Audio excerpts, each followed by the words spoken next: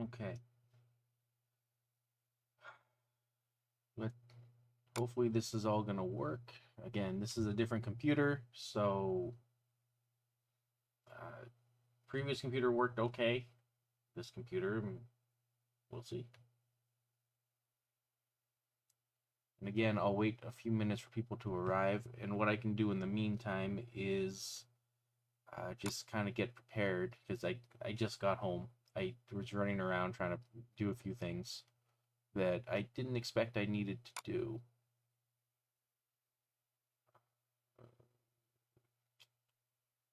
Where is it? Here we go. Ah, yeah. Um,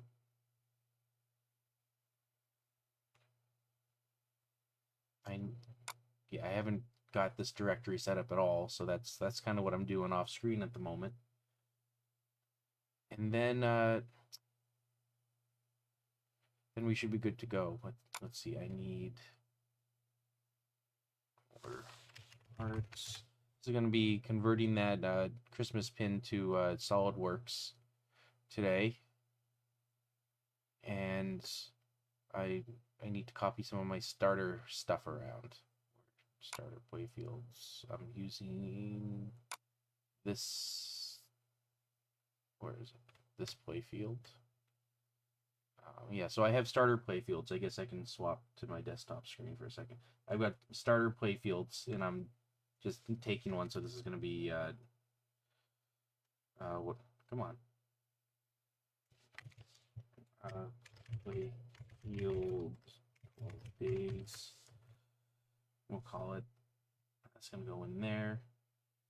Let's see.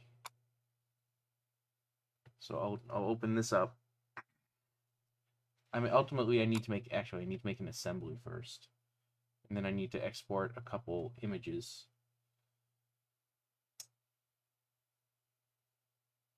So yeah, that's the starter playfield. That's more or less what I started with on the drawing. So the drawing should come one-to-one on here, but this is not what I want. File new assembly,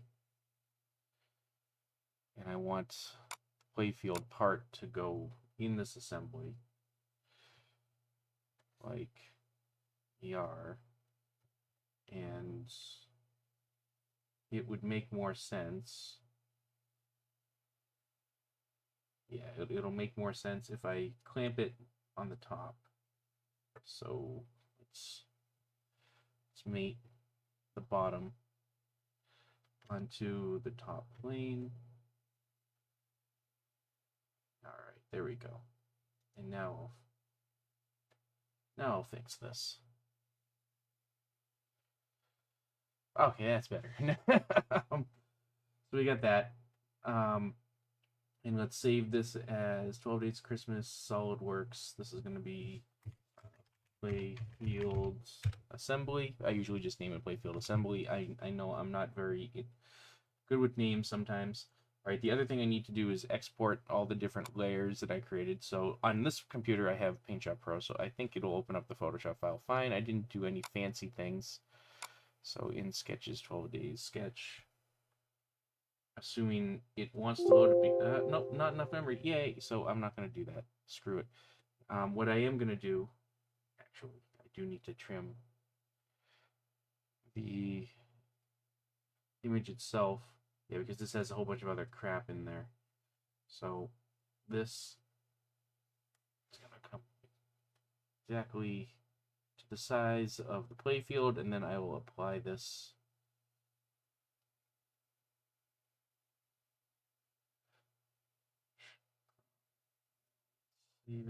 I'll save this as actually, it can still be a JPEG, can it? Sketch template. Sure.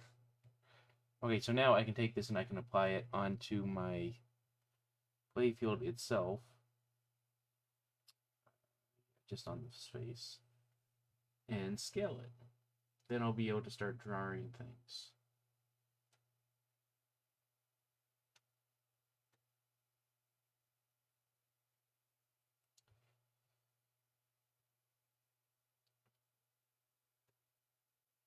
So let's see. Mapping advanced. Where's my advanced? And I need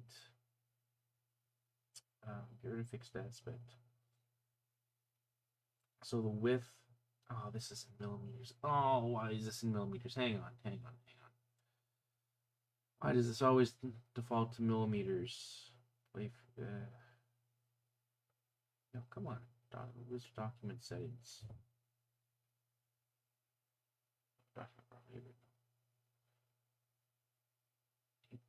Units. I want it to be inches, and I want it to be up to 16 pieces of an inch. Okay, now I should be able to set the width properly. Can everybody hear me okay? I don't see any comments or anything yet, so I have no idea if this is actually working okay. Or if I'm too quiet, or I need to change the mic or something. Well, my computer decides to think. Oh, okay. Thank you, Tim. Come on, computer. Yay! It doesn't like that I changed the units on it. Sometimes this happens. I mean, this is a very old version. Oh, you have to. Maybe I'm just mumbling and I'm pulling a Popeye. Sorry about that. I'll try and speak a little louder. All right, this is a problem. So hang on a second. Let's reload this. Let's try this again. It should not have frozen like that with a simple little thing. All right, well, let's set the units back because it's definitely reset. Properties, units, inch, 16. Save.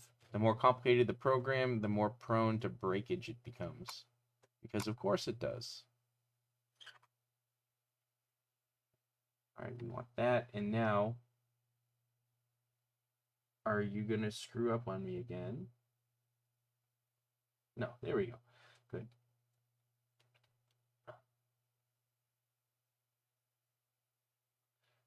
Base. Okay, so now I'm going to set this to, be the proper scale on here. Yes, this is, yeah, all right. Don't fix. This is what, 20.25. And this is 43. Perfect. And now I have my design on here. Oh, it's mirrored. Why are you mirrored? Mirror horizontally. Good. Yay? Nay? Nay. Edit part? Nope. Oh boy. Sometimes it's mirrors. All right. Do I have an easy fix? Maybe. Let me try one.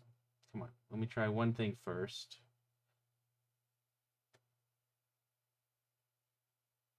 Mapping.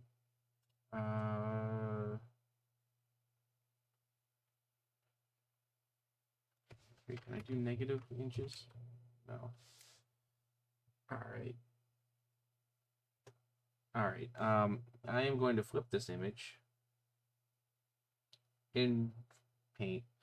I don't know why it comes in like this sometimes. This is a problem. Okay, now that's flipped. So now I reapply it and then redo that jargon. It should, yeah, it already looks better. All right, so this was, yeah, there we go. There we go, that's correct. Now the plunger lane and everything's lining up the way it needs to. Yeah, and you can see all the holes here, whoops, are lining up without a problem, like, or close enough for my use. If I wanted to, I could, well, I probably should get a little bit more, yeah, because I didn't trim the image quite right, so I'm going to adjust that ever so slightly. Come on. Right. Click. Thank you. I'm just going to nudge the mapping down ever so slightly. That's up. That's too much. 05. There we go.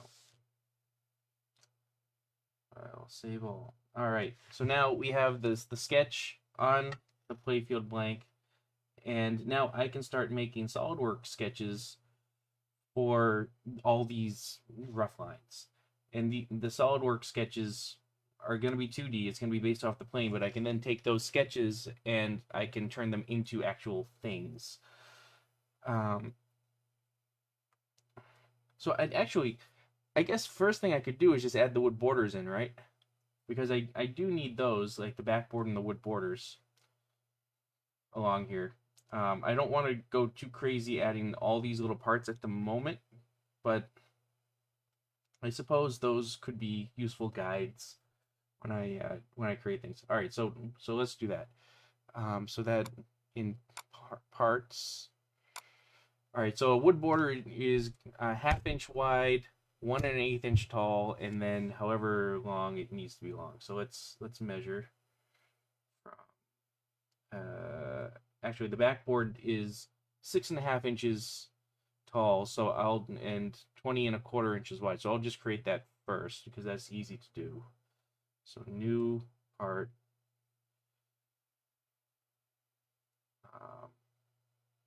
Front sketch. This is going to be...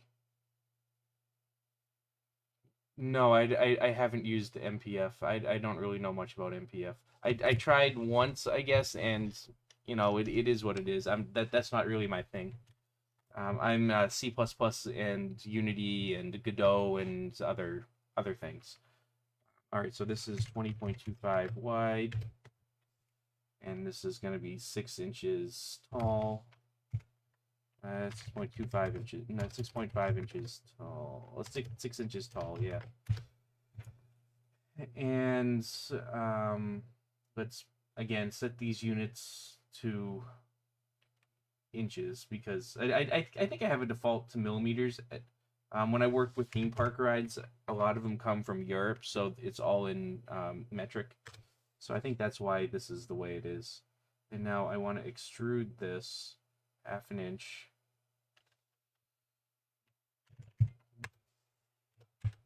All right, so this is my backboard, and for funsies, we can probably make it black because backboards are usually black, right? So let's paint, spray paint, black spray paint on the part. All right, here's backboard. So file, save as, parts. I like to put this in a directory called wood borders. And this is going to be called wood border backboard. Awesome. Oh, the other thing I like to do with my wood borders is I like to bevel the edges a little bit. So let's chamfer each, chamfer each side, and I'm going to chamfer it 1 inch. No. Yeah, we'll start with yeah, we'll start with 1 inch. Why not? So we look at it front-wise again. So that's kind of what it is. It just makes it look a little nicer. I mean, with CNC machines, it doesn't really matter what you do in there. And we're going to be cutting all kinds of holes into this thing ultimately anyways.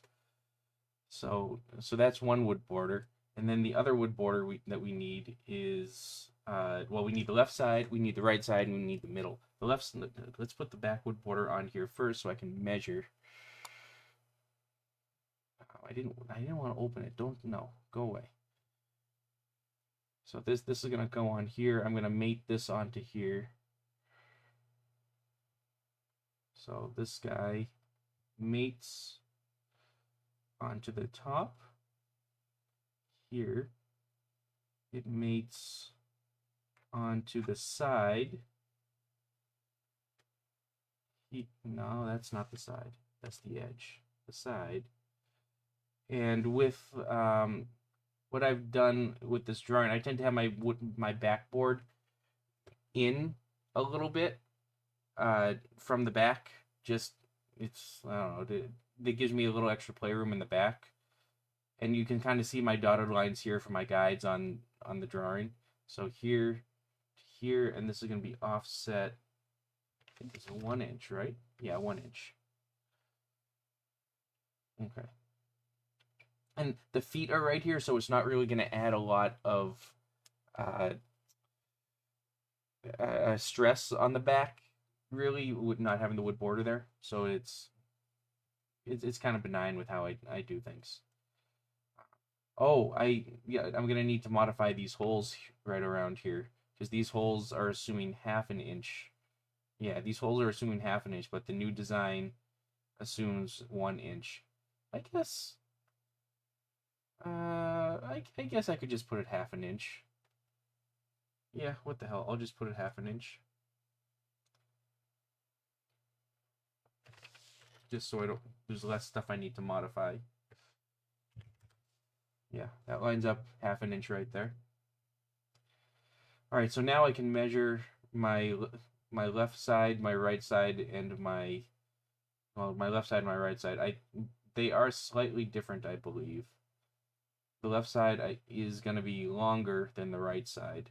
Yeah, no, it actually needs to stop right here. The left side is going to be shorter than the right side.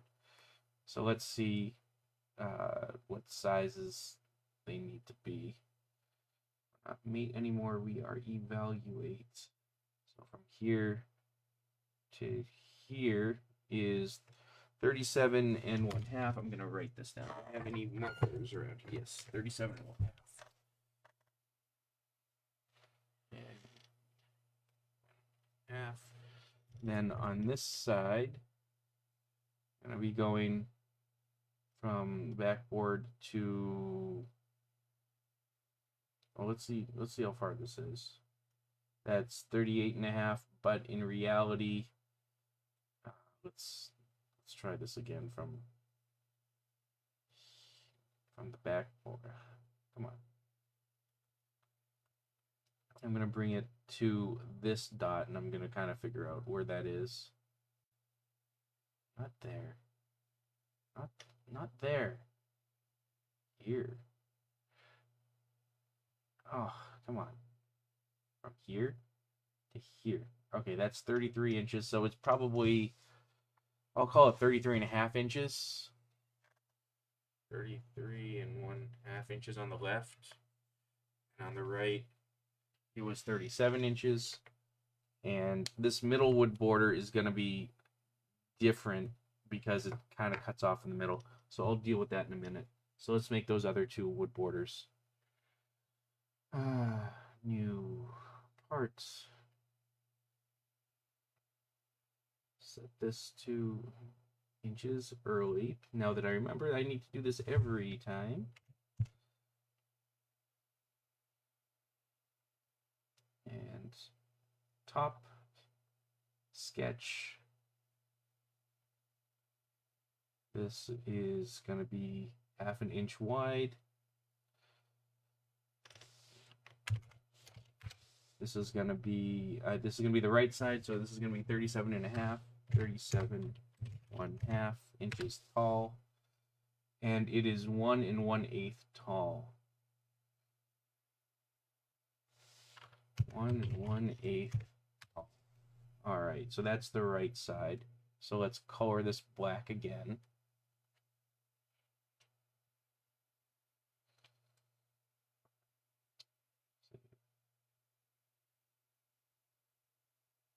This is going to be wood border right. Now, the left wood border is the same thing, it's just a little smaller. So, sketch. I need one to edit this sketch. This is going to be 33 and 1/2. 33 and 1/2. I'll save as wood border left, and then the middle wood border I'm gonna say is maybe 10 inches right now, and we can fiddle with that later on. So same thing, just going to change this 10 inches. Then, okay, done. File, save as, wood border, right, what is that? Plunger side? Sure. So now those are our wood borders. We'll add those 3 wood borders onto here. So this is the plunger, which is, it was a decent guess. This is the right, and this is the left. And now let's mate everything, and then we can begin to think about sketching stuff. So you mate with you. And while I'm here, you can mate with you. Okay. Then while I'm here, I guess, you can mate with you. All right. And then same thing with the other side.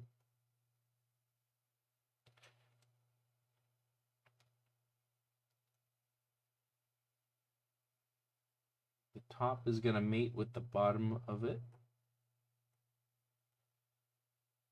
Then the sides are going to mate. Then the back needs to mate. This mates with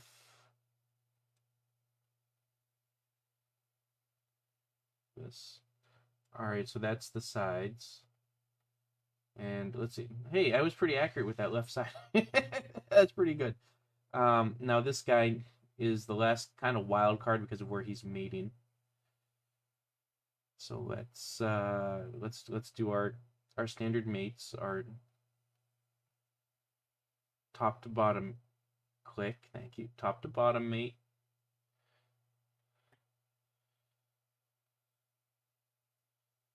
Okay. Now this is where it gets a little fun, because I'm gonna kind of line this up kind of over here, because I think this is 1 3/16 or something like that. Find out in a second when I go to mate the 2 sides. And this is gonna be a distance mate. This distance is, yeah, I was right, 1 3/16. Yep. Okay. And then the last one is going to be a bottom, the mate from here. So this kind of goes, yay. So I definitely want this bottom section to mate in relation to this bottom section. That way I can increase the length, because this needs to kind of come up here more. And it'll just be easier to mate the bottoms and do that kind of shenanigan. So I'll mate here, and the distance there, 3 7/8 is probably good enough. Close enough of an even number. All right, so there's the wood borders. Yeah, that was pretty good. 3 7/8. Yeah, that looks like it's gonna be okay. That looks like it's gonna be okay. That's there. That. All right, so now I want to fix this wood border. I'm going to increase the size a little bit, just so it kind of comes somewhat up to this flipper, since this is kind of a guideline, and I don't really know exactly where this flipper is truly going to be until I put the assembly there. I have a funny feeling this flipper is going to be too close to the edge, but if I rotate the assembly kind of this way, maybe it'll be fine. But let's start off by just fixing this plunger wood border, the length of that, and this is going to be a little guess and check type thing. So 10, let's make this 15. Well, that's going to be way too much. Let's make this 13, lucky number 13. And nope, maybe it is 15.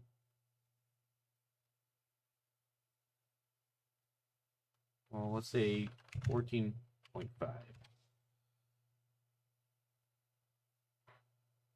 Yeah, 14.5. That'll work. Now the rest of these holes I can get rid of because I don't need them. So I'm gonna go and do that with the play field.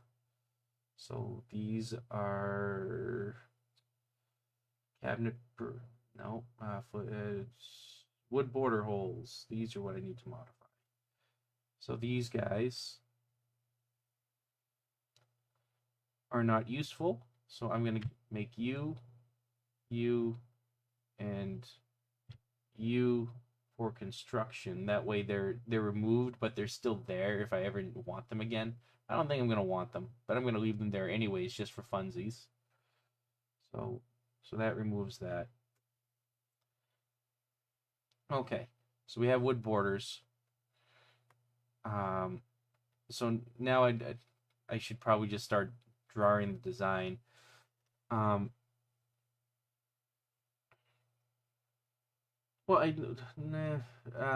okay, so there's a couple things that I could do. I could start by just drawing the design, just using sketches. Or I can start placing some components, like some switches and flippers and things, which I think that's what I'm going to do, because that'll dictate where some of these lines actually need to go with the actual sizings of things. So before I do any of that, I'm going to save this assembly, because I'm just going to save the assembly. It crashes often enough that I don't want it to crash. Okay, with this game, I'm going to be using round targets, not square or anything like that. At Expo, I got a whole bunch of like candy pinwheely targets from Aaron of Fast. I guess this is the type of targets used in Wizard of Oz, the rainbow thing. So each one of these like clusters of 3 is going to be one of those same colored rainbow targets. So like blue over here, red over here, yellow over here, or something like that. So I'm going to use the white, or not the white, the round target, which is over, where is it? It's under targets. Targets. And I have a whole smattering of things here. You can see there's a bunch of different types of targets. But what I want is the round target. It's going to be front mounted. So this guy. And if you see, this is that target. It's not completely realized, but it's realized enough for me to be able to know what the mounting holes are and what the sizing is going to be. So I need 1, 2, 3, 4, 5, 6, 7, 8, 9, 10, 11, 12. This target's actually going to be slightly different, but so 11 of these targets. 1, 2, 3, 4, 5, 6, 7, 8, 9, 10. Yeah, 11 of those targets. 1, 2, 3, 4, 5, 6, 7, 8, 9, 10, 11. Now, this target up here is going to be a different type. Let's see. I've got it in here somewhere. All right. So this is going to be a wide rectangle target. I'm hoping it's going to be a wide rectangle target. It's one of these. I have this spare one. It's a Saga style that where is it? It's like this. So this is a wide rectangle. So I'm going to grab one rectangle target that will be close enough for this. It's not perfect, but it'll represent it close enough. And that is rectangle, and this is a front mount. I have it. Rectangle, back mount, rectangle, target. All right. So this target here, right here, represents this target. Again, it's not the same mounting bracket, but it's close enough, and it should work fine. Now comes arduous task. Well, actually, before I do that, I do have a drop target here, so I should grab the drop target. That is assemblies drop target. Where is it? And I want this drop target bank to go to the right because there's nothing over here. So drop target, I want drop target right. Yeah, so again, so here's the drop target. It's not fully realized, like the whole armature isn't there, but it's there enough for me to know what the mounting is and what the sizing roughly is. All right, so that's the drop target. I'll deal with the flippers in a minute. I do have flipper assemblies, but they're kind of in multi-parts. So I'm going to start mounting these things in there. And the tops of these brackets get mated to the bottom of the playfield because that's where they get screwed onto. This is just a little bit of tedium, just going back and forth, attaching things. No, no, no, no. Stay zoomed in.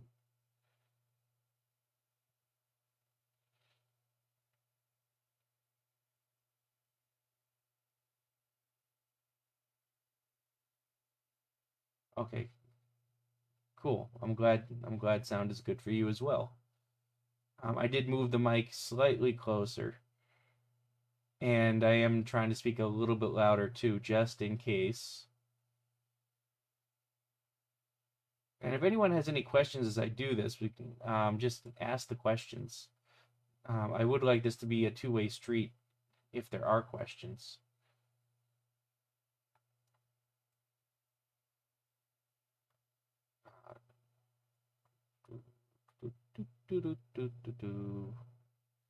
Now you can imagine when you have a shit tons of parts on here, just mating everything is kind of something that takes a very long time to do. And you'll kind of see that when I have to start putting all the posts everywhere. that takes a while. So that's those targets mounted down there. I'm going to do a little bit more manipulation with those in a few minutes, but now I need to work on these targets. Get them all mated to the bottom of the playfield. Now, in theory, I can start and create target bank assemblies and just bring in banks of targets at a time, but that assumes that you're always going to have the same size and shape of a bank, which sometimes you are. Like 3 targets, yeah, you might always have the same cluster of 3 in a row, but that's not always the case here. Like over up here, you can even see in the corner, I have 1 target, then 2 kind of diagonally shaped targets, which isn't quite right, but I do have these 3 targets in a row. So it really kind of depends on the situation. And there are some pre-made assemblies that, for instance, I think Tommy the Who has a pre-made 3 bank of spot targets that you can just go out and buy. Just Data East has that. I think Sega has that. Since it's such a standard thing to kind of do. But again, it's, neither here nor there. All right, so now these are all mated there, and when I move them onto the playfield, they kind of poke up out over the playfield, which is all kind of fun. Like, yay, there's the neck. So eventually, once I make a hole, I'll it'll look correct. So now what I want to do is rotate these things. So not the whole thing. SolidWorks can be a little bit of a pain in the ass sometimes. All right, so now I want to rotate one of these targets so it's roughly like the rotation of my drawn line. And again, all this stuff can change in the future. So now that that's rotated, I'm going to take it and I'm going to freeze it in place. Or it's called fix. I can fix it. Oh, question. I had after watching the rest of it. This is how much these templates and things created versus stuff. More like, are all these SolidWorks parts? No, these there are some SolidWorks parts up on uh, the Homebrew website. It's like the Pinball Maker's Homebrew website. But all of these things that you're seeing right now, uh, yeah, no, I'm not really sharing this stuff. This is stuff I've made over the years for myself to kind of work with my systems and things. Uh, and this particular playfield is geared specifically for either Pinball 2000 or my Pinball ARS stuff. So I'm not really going to share that per se, but there are playfields I could potentially share. Like I do have a uh, where is it? I do I have it? No, I actually don't even have a standard playfield. I don't use a regular 46-inch playfields. As these parts, I'm not going to really share them. Unfortunately, there might be a part or two, a smaller part or two, I might be willing to share. But yeah, I've spent many, many, many hundreds of hours creating all these things. So, but again, the Pinball Maker's website, if I can easily get to it.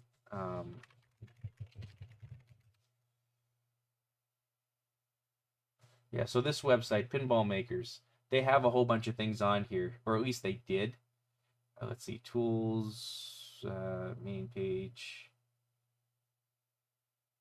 All right, well, they did. I don't know if they have it anymore.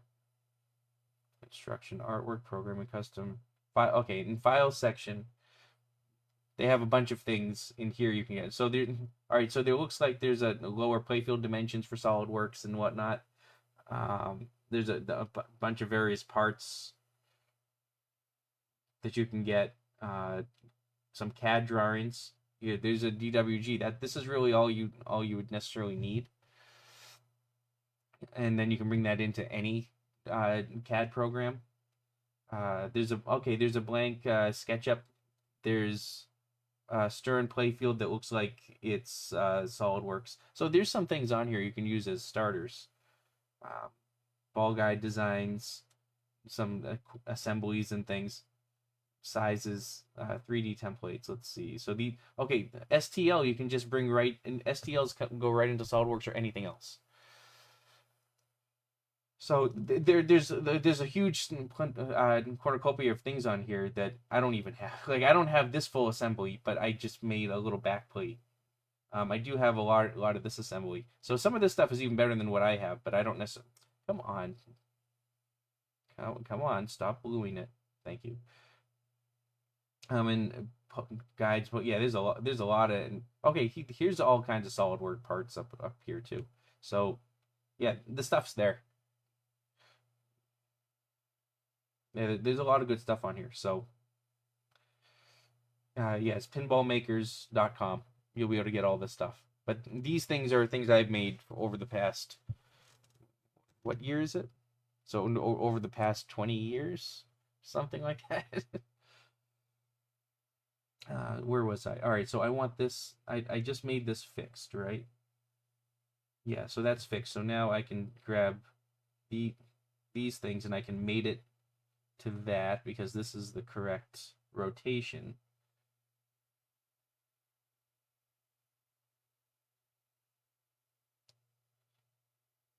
And I can then space them the way I want based on these points down here. So here to here. Let's see. Let's see where that lies. Yeah, so that's obviously too close, right? I want this view.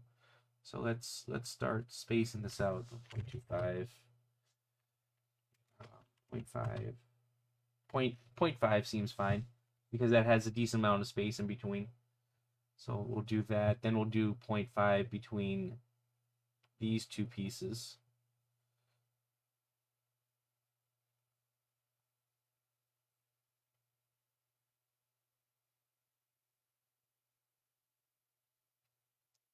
This and this.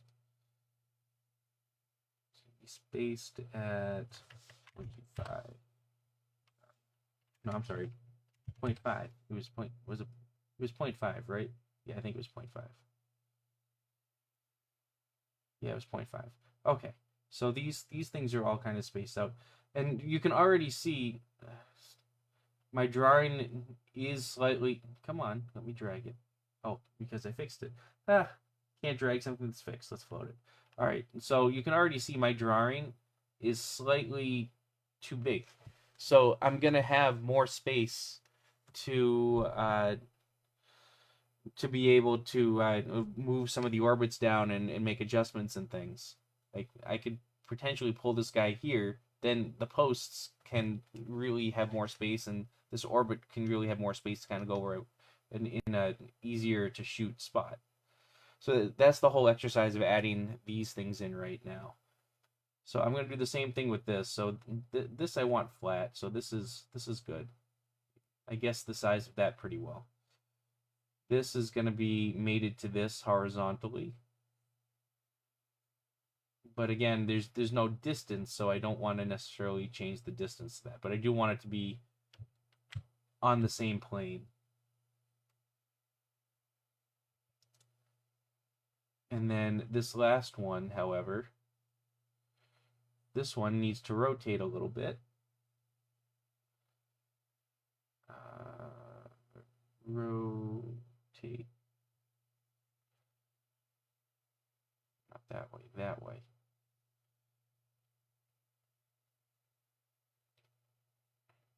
Yeah, so that way this flipper will hit this target and this bottom one can hit that target. Now this bottom flipper, when it hits that target, it's going to potentially ricochet not where I want it to go. Let's look at this for a second. Yeah, this flipper might ricochet not where I want it to go. Also, I want to line this up more here, like that, just because it looks a little nicer.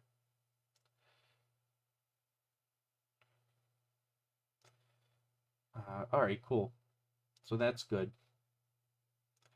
Yeah, I can already see I have a really nice orbit, so I might even be able to widen this ramp a little bit. Okay, so now on this side, these three are gonna actually. I'm gonna do something a little different this time. I'm gonna mate the three of these together already because I already know the sizing and spacings of these things. So I'm gonna make this and this, and then I'm gonna make this and this, and I'm gonna set the distances to 1/2 inch here to here.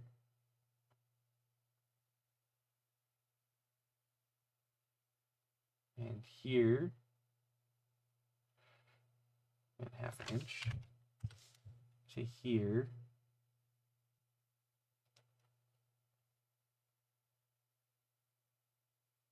There we go. Now I can move this into place, and I think I can just rotate one of them, and the whole set will rotate. So let's check it out.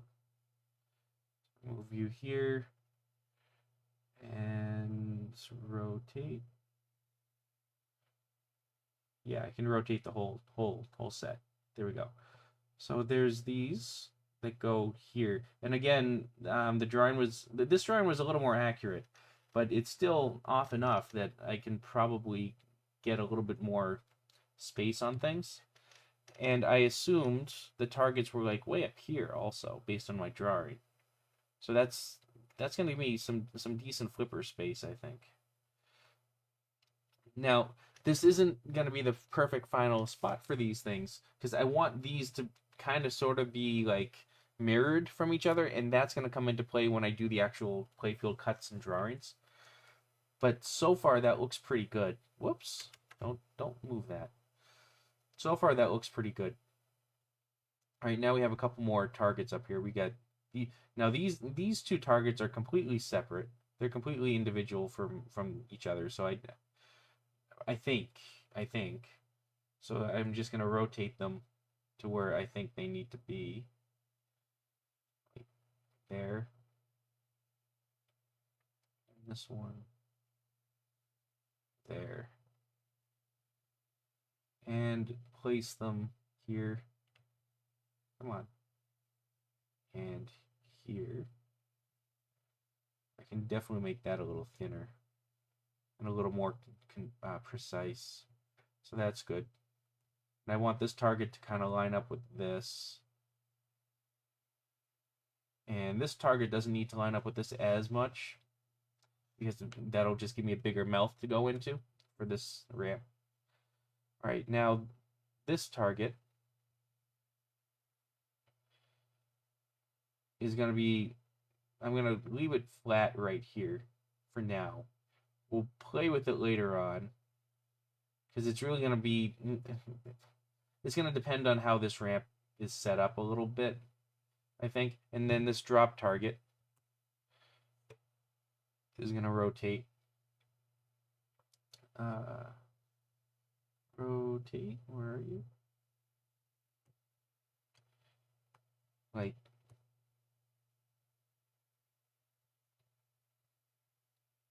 there-ish. And let's place it in the middle over here. Now let's see, does the bottom clash? The bottom does not clash. Huzzah! The bottom does not clash. Okay. So there are some of our basic components kind of lined up with our sketch. So now, I guess I'll grab a couple posts, put some posts over here, roughly where I want the posts to be, because that's another phase. Posts. These are plastic posts. I'm going to be using thin posts along here. Thin plastic post. These guys. 1, 2, 3, 4. I'm going to grab a standard size post for the adjustment post on each side. All right. Why is my plane visible? I don't want to see planes. I don't want to see planes. There we go. All right, so now I need to make these like I've made it in all the other things. This gets mated on this. It's mated on top of the play field.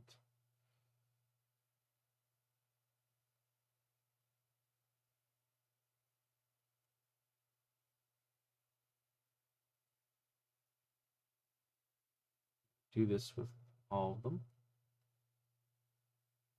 Honestly, mating is one of the things that just takes the longest, because there's no real quick way to do it that I know of.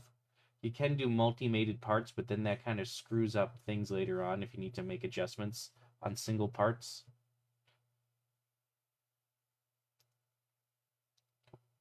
So select, thank you.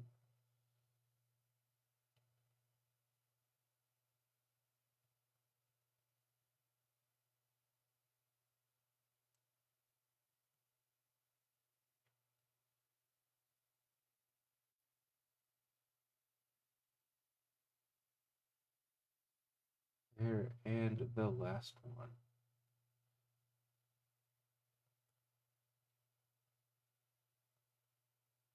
Okay, so now that I have these posts, let's place them roughly where they need to be.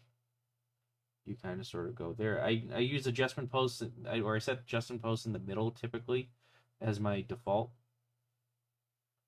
And yeah, my drawing was a little bit off, as you can see, for the size of these particular posts. But that's okay. It was just a sketch. And yeah, this is probably going to go here. This is probably going to go like here. So with this in place here, I think I can go in and start putting some dimples around, or this side, and then this side is going to effectively be mirrored over here for where these posts go. So you do one side, you get the other side in, and then I can cut the hole here, and then I can start working on the upper sections So let's go do that. And this is getting a little cluttered, so I'm going to reorganize my my tree view over here. So all these targets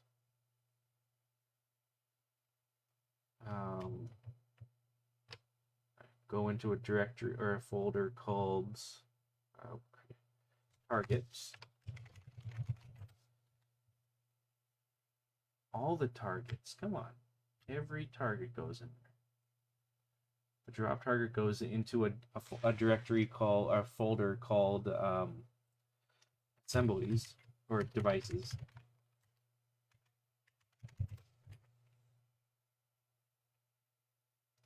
The wood borders are going to go into a folder called wood borders. Come on.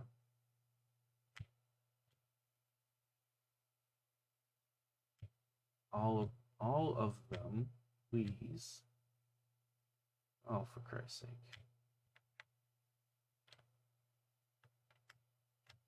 All right. Let's add to new folder. Wood borders. And then the posts are all going to go into a folder called posts. Posts dash plastic, because I'm also going to have metal posts in here as well.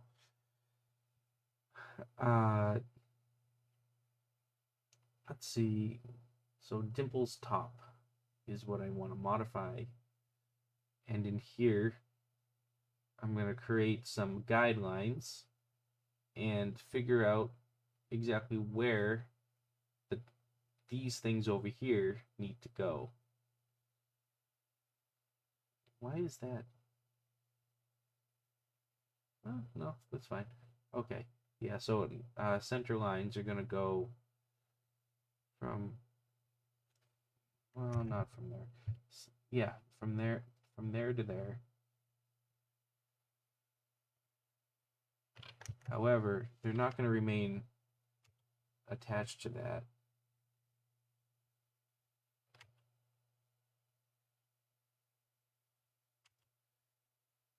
They're going to be based off of the offset of here. So this, we'll call this 2 1/8. That's almost 2 1/8. We're going to call this one 1 3/8. Yeah, 1 3/8, because that's close enough. So that's where that's going to be.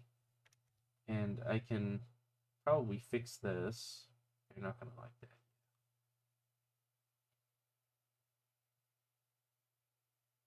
Oh, actually. What's the easiest way to, yeah, oh, actually.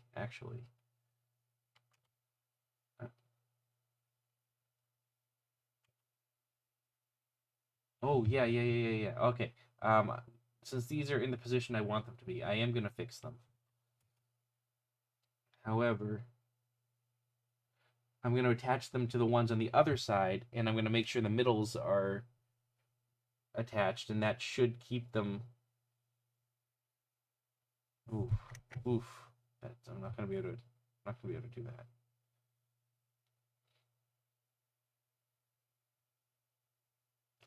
Not there.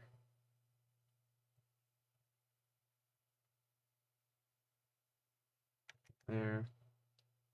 And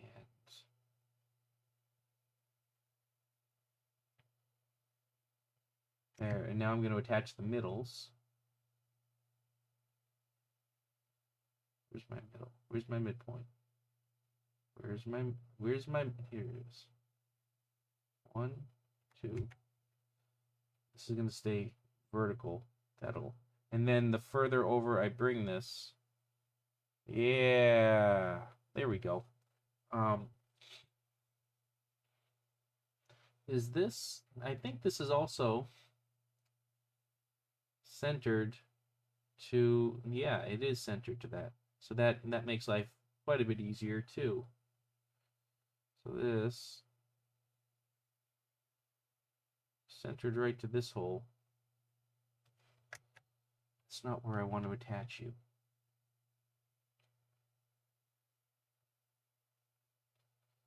I want you attached to the midpoint. I want you to be vertical. There we go. So now these things are truly equal on both sides. Yeah. So now what I'm also going to do, actually, is I'm not going to fix this. I'm going to set a position offset here. So I'm going to call this 1.25. 1.25. Yeah, 1.2. No, I'll make it 1 3/8 again. Yeah, I'll make that 1 3/8. And then I can set a horizontal offset on this side. Oh, 0.7. The 75 3/4 is good. Yeah, 3/4 is good. So it'll be that, and that'll guarantee that on that other side too.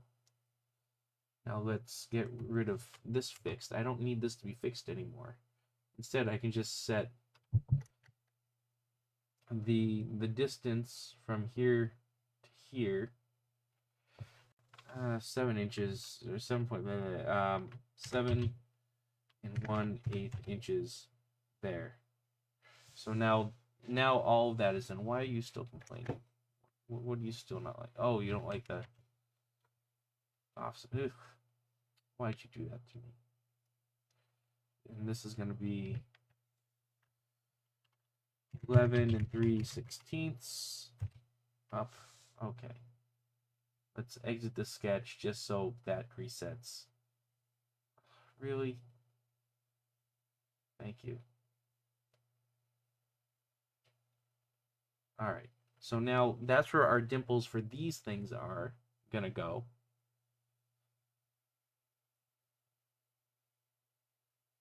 Here, here,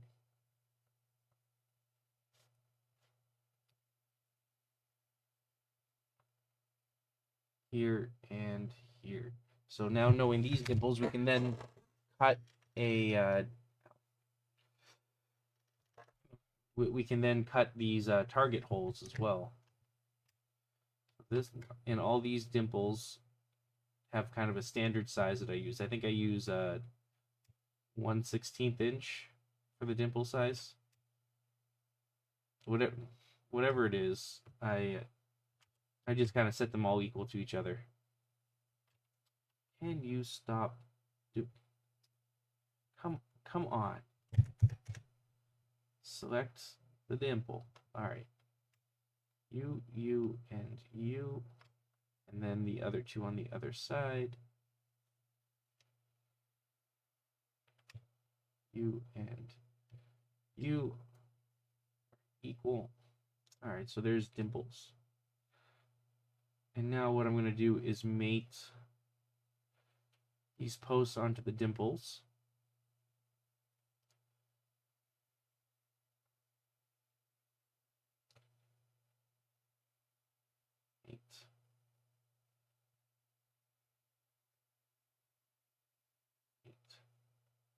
And that'll ensure these posts are accurately where they need to be.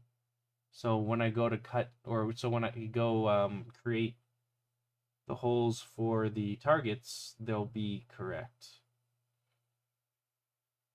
The dimples are kind of sort of inside there. Okay, well I can just kind of shuffle these out of the way. You go to there. You go to there.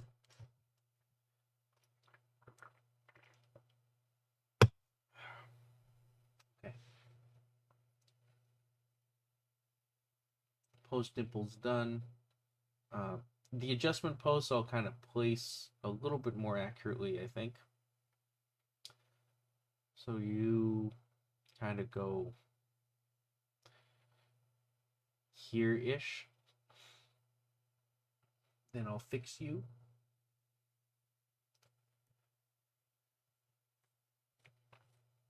And on this side, somewhere,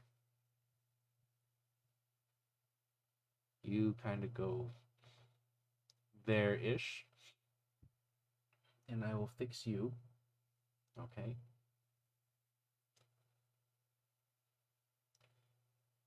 Now the target hole. Yeah, so these targets are pretty good. I am going to rotate them a little bit more just because they can be more vertical. They don't have to face so far in towards the flippers.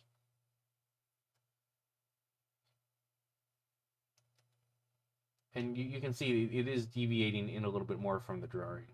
So if I just rotate this like that,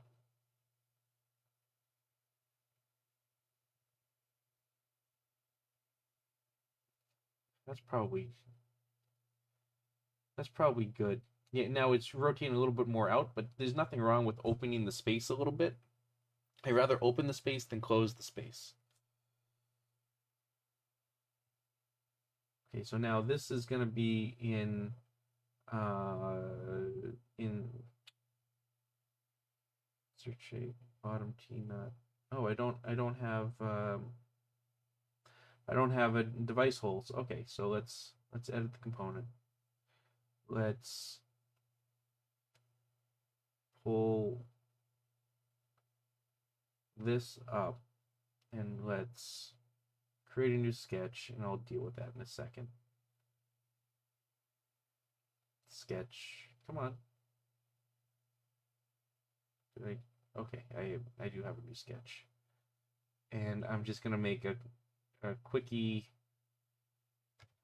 No, a quickie box that is not accurate and not to scale. But this way, the sketch remains. Then in here, I will extrude cut. Where are you? Features. Extrude cut is going to be through all. This is going to be called device holes. Okay. And now I can show everything else. Now let's exit that so we can get the proper drawing again and go back into device holes. All right, now clean this guy up, and I'll then mirror it across another drawing.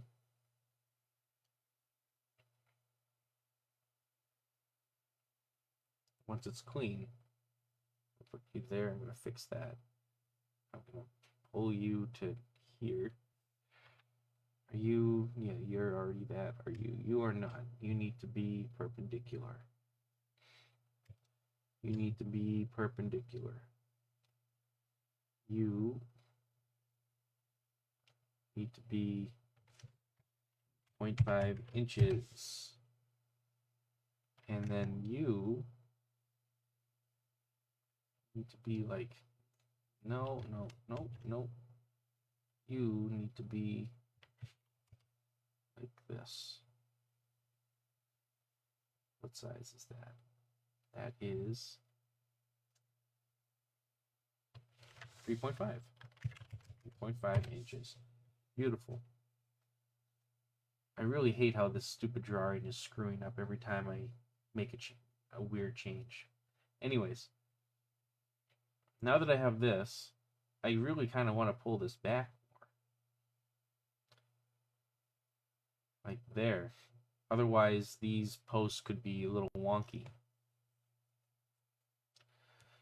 So we're going to do a similar thing that we did last time. I do need to create a... Well, do I want to do it that way, or do I want to do it a different way? Yeah, I guess I can do it this way.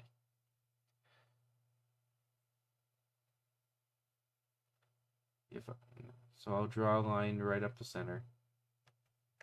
Not based on that. Come on.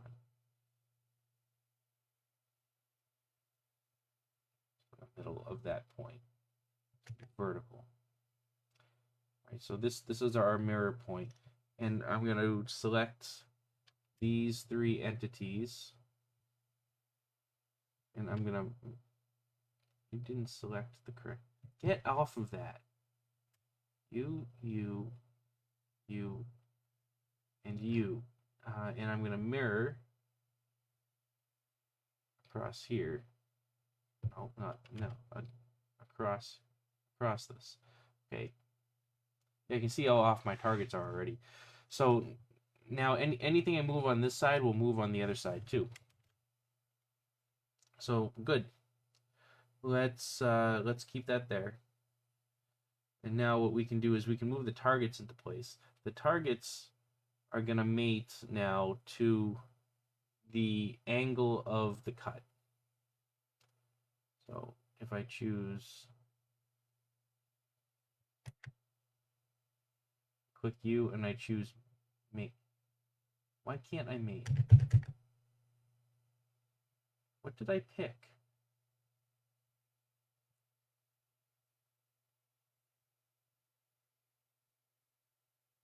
Really? Why can't I mate anymore? Okay, mate just kind of decided to be a thing. All right, so mate to here. Now this is going to rotate the whole thing, but I also want to make sure that it's spaced out appropriately because these targets don't want to kiss that so much. So I want it to be offset the other way by 1/8, because then that puts the if I switch to there, that puts this line like right across the cut or the cut hole here, and that's more or less good. So I'll leave it at 1/8. And with these targets, actually, I can make this whole cut even thinner. So I think I'll do that. I think I'll make it 3/8 instead of the usual 1/2 inch that I do. So I'm going to do the same thing on the other side to these other targets, because these other targets are way off now. So we're going to take this guy, we're going to mate it with this guy, and we're going to keep it 1/8 of an inch away so that it's just kissed properly. Okay. So that's those targets. Something else I also do, which I might as well just do, pull you up. I usually fillet around these edges. So features, fillet. I'm just going to do that way. Have the process in there be 1/8 inch, because my tool is an 1/8 inch or round, so this works really well.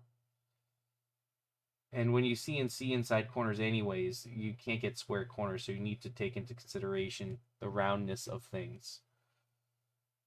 So there's that. Okay, so we can already see that my sketch is slightly deviating from like the actual things now that I'm putting like real world values in, but the sketch was good enough to get us to a starting point. Next thing are big rubber bumpers, and also this flipper is pushed quite a bit out more, so this could actually be a problem. So what I'm going to do now, I'm going to add 2 flippers on the bottom because I need to start making guidelines to make sure that my flippers aren't going to be or make sure it isn't going to be an issue with these targets pushed out as much as they are.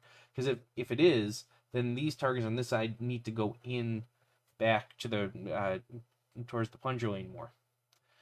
And I won't know that until I put those other assemblies in. So I'm going to add the flipper assemblies now. I have flipper parts, question mark? Yes.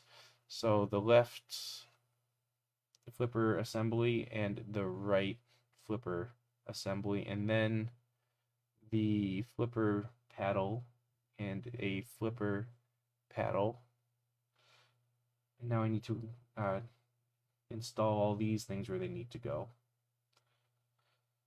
So you mate with you I'm not going to do that yet. Cancel that. Because then I need to mate you with you facing the other way. Yeah. Then I'll mate you with you. Okay. Yeah, you go kind of that way. And then this side. No, don't zoom out. Don't zoom out on me. I need you zoomed in. You mate with you, but you flip. And then you mate with you. Yeah. And now you can zoom out, and you need to go. Yeah, you need to go like there.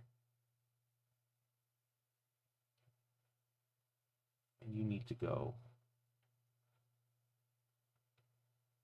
there. Yeah. Yeah, that's how I usually lay it out.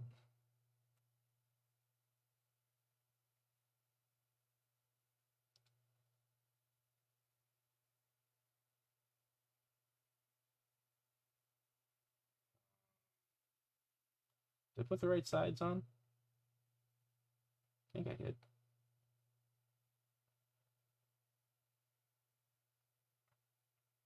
Don't zoom that far in.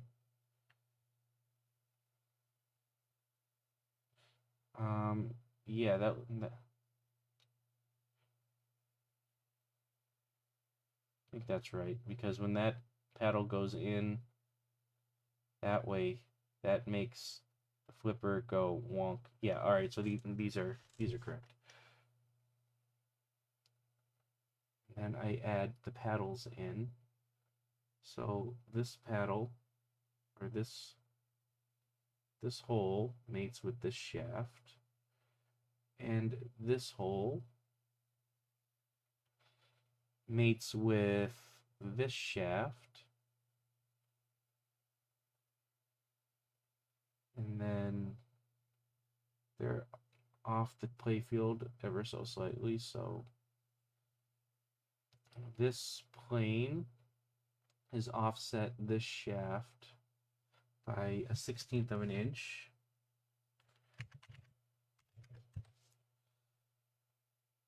And this plane is offset with this plane by a 1/16 of an inch. Okay. And then if I look straight down, this lines up right with the hole. This lines up right with the hole. Okay, and now I will fix those because I don't want these things to move around when I accidentally drag things. Fix this.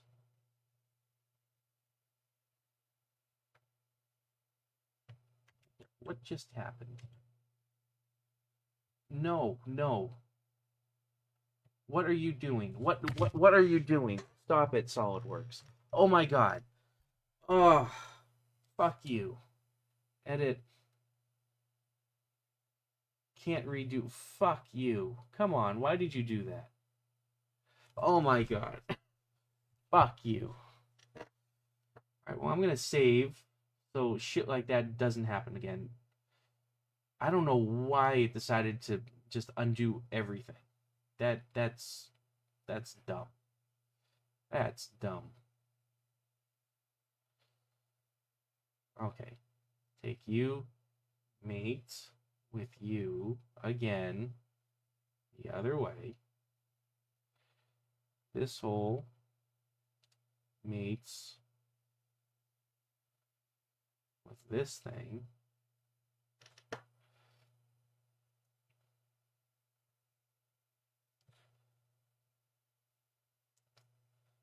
You mate with you the other way.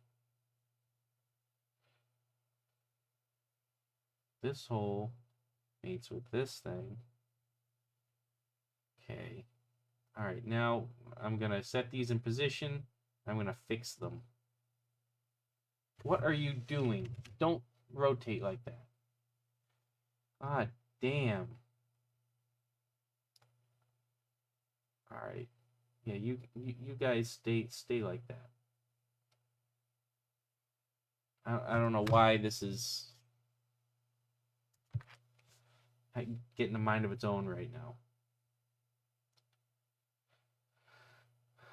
All right, now these guys, let's remate them again.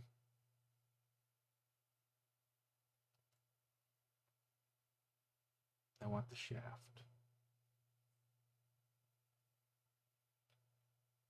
This mates with this. Why? Yeah, it's not supposed to be fixed, you dingus. Why is that fixed when the, I don't know, mate with this? Okay. And then it's going to be offset from here.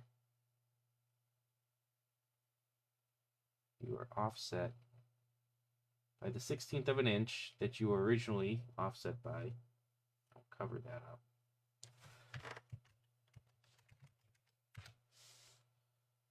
Okay. Then let's do the same thing with this other one.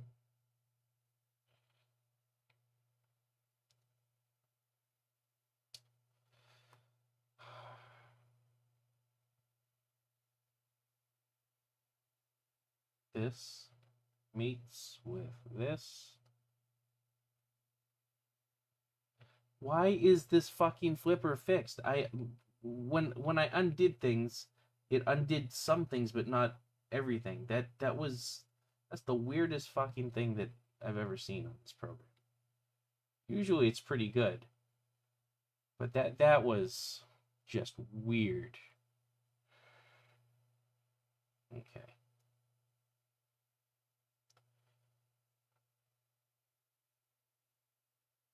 Let's zoom in. All right, now you offset by 1/16 of an inch to this. Then I'm going to save again, because I really don't want this thing to screw up again. I don't like doing the same thing multiple times at once. Okay, now file, save.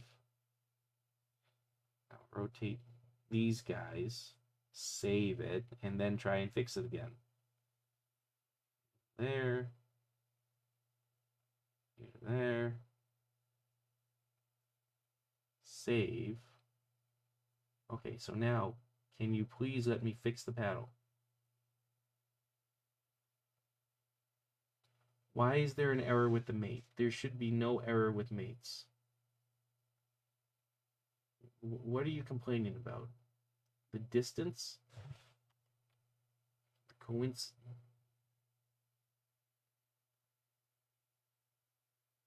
Get rid of the distance then. Alright, I don't know why it's complaining about the distance on that.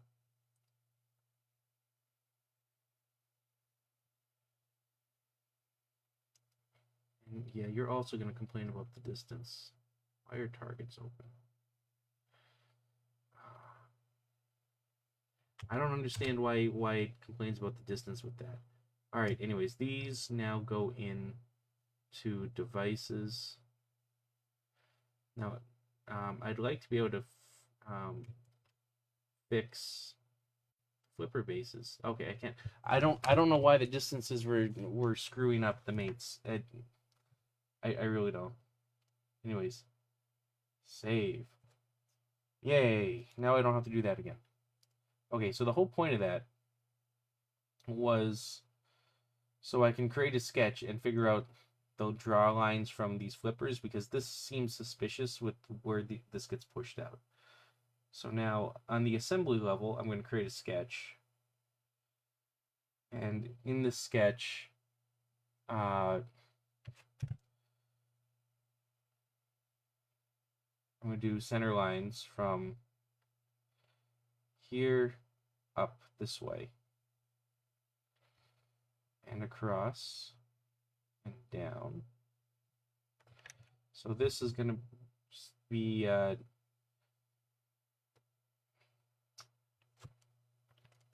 yeah, we'll call it 1.5 inches. Here, actually, let's not do that there. Let's say at the bottom here. Really, you're attached to that? You're not showing me?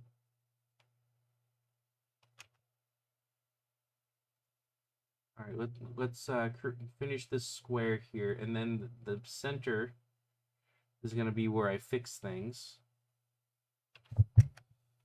You are going to be perpendicular. You are going to be perpendicular, and then this a middle point is going to come up this way to here. This middle point is what's going to be attached to the flipper here. I don't want you to be, actually, I don't want you to be perpendicular. No, I don't want you to be perpendicular.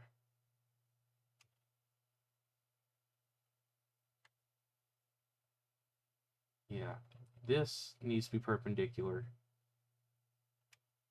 This needs to be perpendicular. But I don't want this to be perpendicular with anything.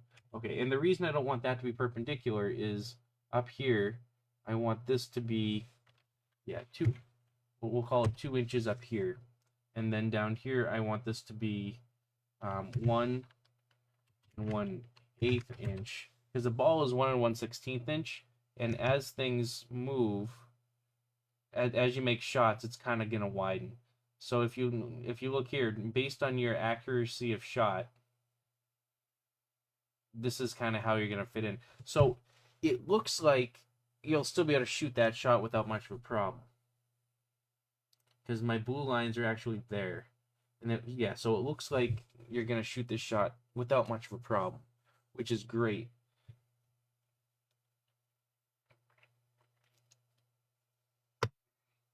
Yeah, which is great. That's going to be roughly where it's going to be.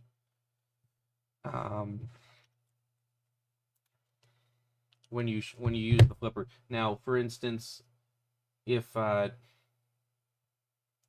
let's say I want to see if I can make this center target here. Well, that's going to be a little further up the flipper, like here. And if I then aim straight up to this thing, well, I might not be able to get that center target very easily. Except in certain situations, yeah, I might not really be able to get that center target. But we can make adjustments for that, right? We can that's easy enough to make adjustments. That's really based on this target, and rotating this target a little bit more might allow us to do it. Certainly, we can hit this thing with very little problem. We can hit this thing. But the thing I was most concerned right now was this orbit, and from that you got attached to something I didn't want you to. No, don't do that. Come on. Which midpoint is this? Which midpoint is this? I don't want that midpoint. I want you attached to this. Yeah. So, what is this trying to, like, stop it? What is this trying to attach to? What are you trying to attach to? Okay. Well, from lower part of the flipper, I still can shoot and make this orbit fine. So that's good. I am gonna now put a flipper here to make sure that it fits fine. And I think it will, because the flipper pad I drew here is really fat, and the flipper base is probably, and that's going to be a right flipper assembly. I can't just drop that in quite yet. I need to exit the sketch. So let's see this. Again, we have to do some mates to make sure everything lines up properly. As I said, mates take some of the longest time with this, because there's no quick way to do it. Then I need another flipper paddle.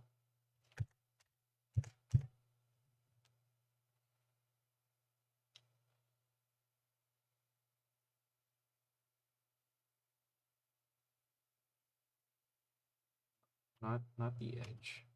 I want the shaft. Yeah. And then this time I should be able to, if it will let me select the stupid thing. I want this plane, and then that's going to be 1/16 of an inch off this. And it should let me do this without a problem, because I'm not going to fix anything right now.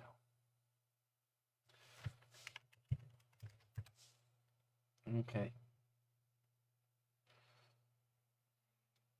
So now I'm going to put this over here. The real trick is, will the base fit on the playfield first off? And I think the answer is yes. So I'm going to rotate this. So yeah, the answer looks like it's yes. The base should fit.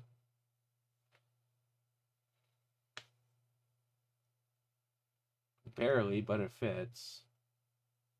Okay. So now let's fix the base for a second.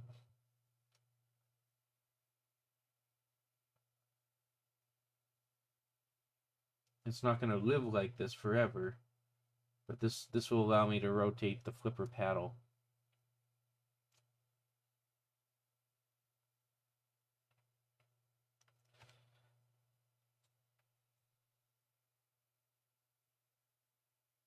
Yeah, so now the base can move again.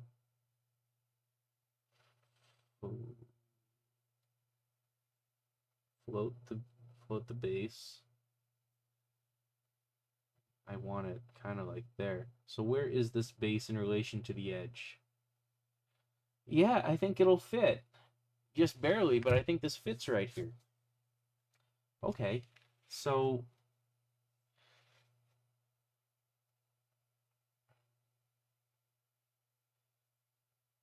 yeah.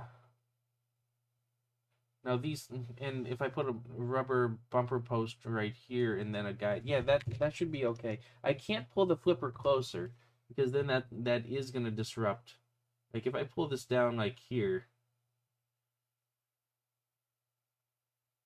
if I pull that there, I mean, really, to protect against things, it needs to go here. So that's no good, because that's definitely going to be in line of the orbit, I think. And I don't want that. And this flipper, remember, needs to make it around this orbit to the left, this orbit to the left, and up this ramp. So it does need to be a little higher. So it needs to kind of be here. So I think these targets are going to have to push in more, based on seeing this. Yeah, I think these targets are going to have to push in more. And yeah, this guy's in good shape. So I'm gonna make a hole cut for him right here. This is device holes.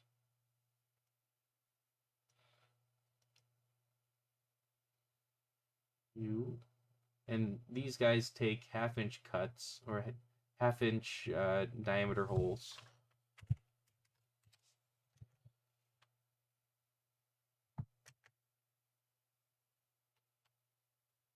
Not attached to him, instead you're fixed. That's good. Let's show all these things. And now I can fix and now I can mate the shaft to, come on. Yeah, I can now mate this shaft to this hole, and then it'll be there properly, and I can adjust things correctly.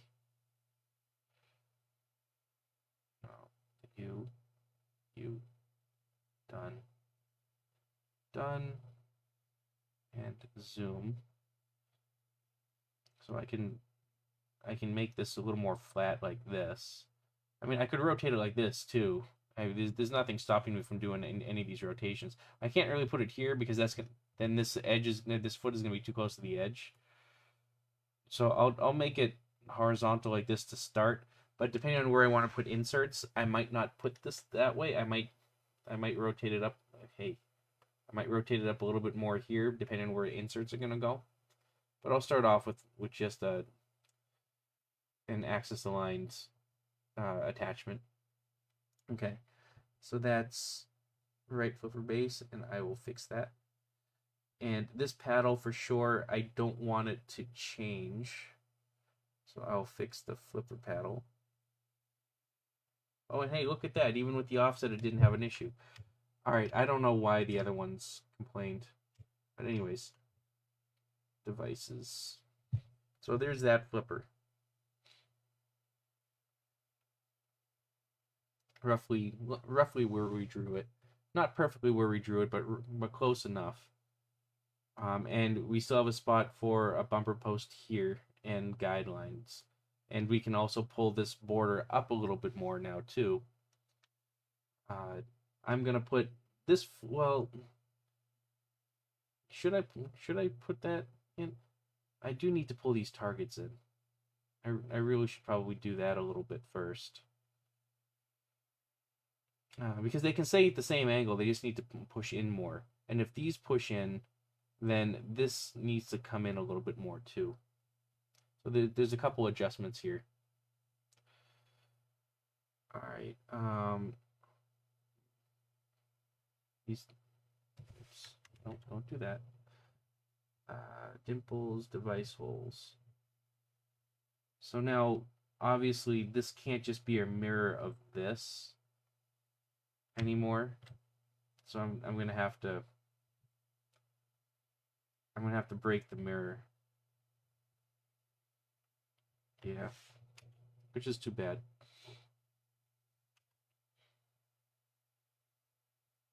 But it is what it is sometimes.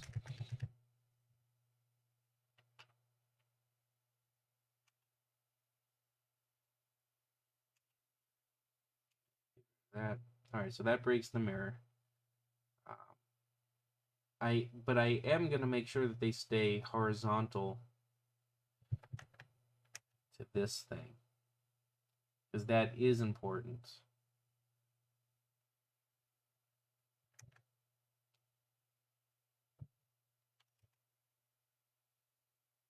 Stay horizontal. This is fine here, so this is gonna stay fixed. That's gonna be the grounding of it. This side is gonna be equal in length to that side, and this side is going to be equal in length to that side, and that will kind of keep it good. Oh, the target that's only enabled when you sign into Scorebit. That will be a secret target underneath this ramp. Yeah, the ramp will lift and it'll go underneath that. How about that? No, only if you sign into Scorebit will it lift the ramp. So, all right. So now that these are horizontal, I can safely. No, I can't just safely do that, can I? But Oh, that's because these aren't set to be perpendicular with each. Come on, these aren't set to be perpendicular with each other. Once they're perpendicular, then I should be able to just drag one point. All right, so now let's see. I think I can drag one point now. No, what, why? Why? No, no, no, no. Can I drag this? Oh, I can just drag the whole thing. All right, so I'll drag this whole thing closer to the edge here. Yeah, and you can see those targets kind of snapped right over there. So, all right, good. So that's in place. Now this guy needs to pull in a little bit more. Why do you keep selecting things when I don't tell you to select things, man? My stylus is getting a little wonky. Dimples. So with this, yeah, just for shits and giggles, if I make you 1 inch, it'll be 1 inch on both sides. But I think that'll fix it.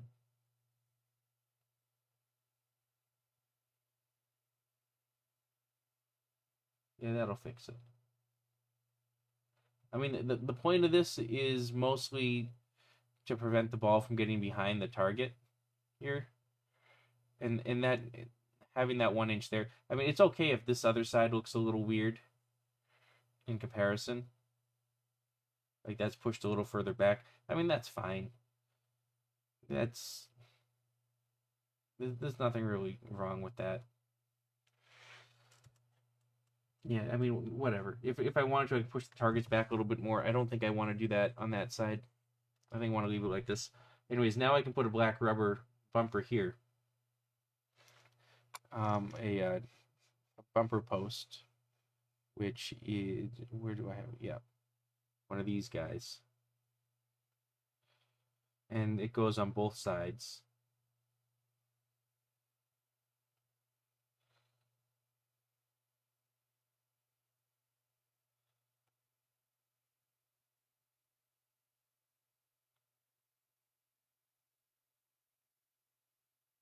So you are going to go here. This is going to protect against the edge of the target. And then over here is going to be a wire of some point.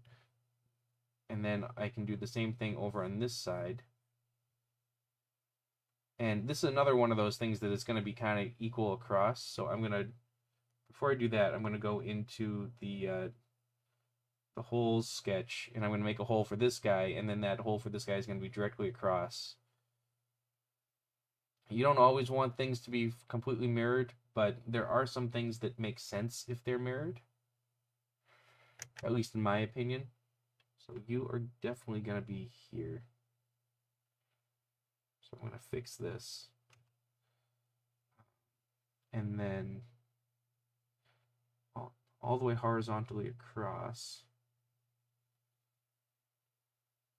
is going to be another one.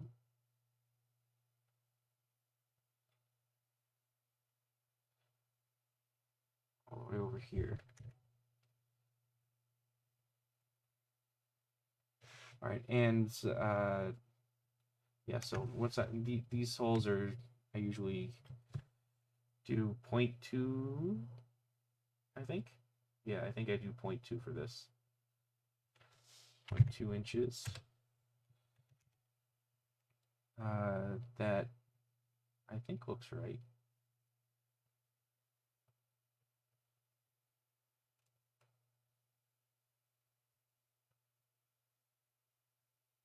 Yes, that looks right.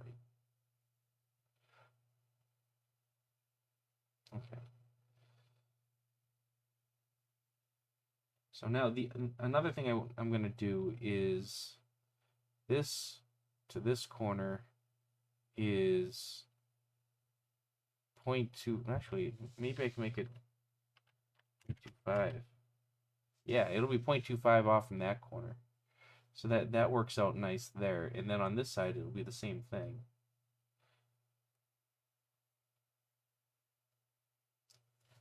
0.25.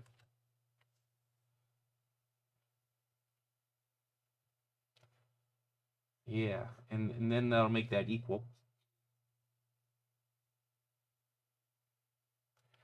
And I'll throw another black rubber post over this way.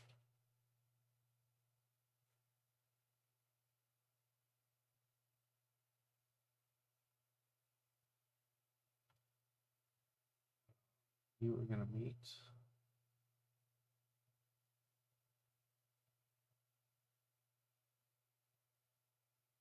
that.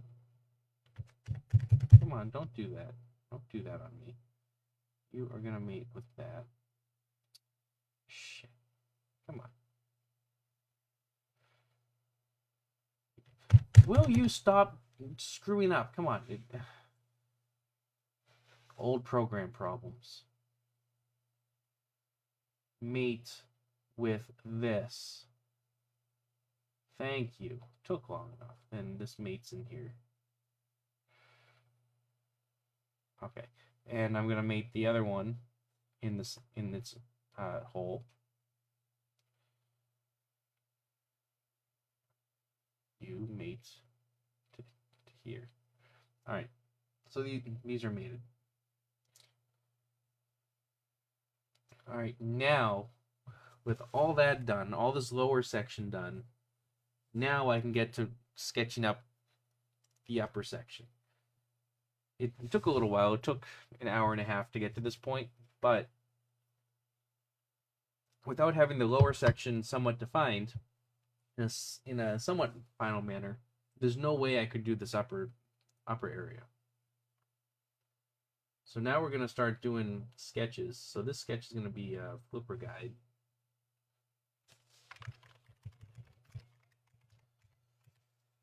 All right, so now we're going to do actual sketches. So the first sketch we're going to do is like just the basic orbits. And again, this is an assembly-wide sketch because with this sketch, we're then going to build our things out of it. And if I only do it attached to a playfield or attached to some other part, then I won't have access to it in the assembly level. So now that we're in this sketch, let's start with this left orbit. I wish it was a little cleaner, but I wasn't able to easily export these things. All right, so this guide kind of comes up this way, then kind of comes up this way, and ends up over that way. We have I want a tangent arc come up and around this way. So a tangent arc is useful because, well, it's a tangent. Well, my drawing is pretty accurate there. A tangent arc is useful because it makes a nice clean line, a nice clean curve, and I don't want that to be perfectly like that because I do want this to have a straightaway coming off the edge. I need to be able to mount it somehow. So if this is where that end is going to be, here, I'm going to fix this here. Then this is going to be a 1/16 of an inch off the edge because our metal is going to be assumed to be a 1/16 of an inch thick, which is what, 16 gauge or something, I think. And now I can take my point and I can adjust my curve to best fit where I want it to go. I want it to go down like this. So yeah, my drawing was not perfect, but it was pretty accurate. Now over here, I'm gonna make a fillet of like 4 inches, just so I have access to it. And then I'm gonna pull this so it's nice and smooth, like that. Because this actually does need to come down a little bit because I don't want this to curve where this little lift ramp section is. So for sure, this point right here needs to be fixed right here. All right, fine, I'll get rid of that. And now this over here, this line or this point here, I want to be fixed because that's the entry point. And this line, I want to be fixed. So that line doesn't change. I guess I can't do that, can I? Can I? What happens if I get rid of? What happens if I stop fixing this point? Nothing. All right, well, I'm gonna not fix. Why is this acting up so much right now? I've never seen it act up this much. Maybe it's because I'm trying to stream and pull uh, uh, desktop stuff. I don't know. Anyways, we'll unfix that. What I do want down here, this is gonna kiss this like there. So this does need to be made. Yeah, this is really not working very well right now. Okay, that needs to be fixed right there because that's where that must go. So now from there, I should be able to adjust this curve. The other thing to keep in mind is where this is actually going, and it looks like it's going right into the rubber. So let's see, where does the center line continue? If this is parallel to that.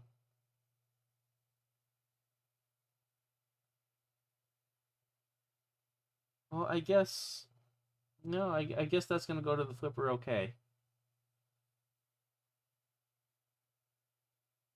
Yeah, that's just gonna barely miss some of those things.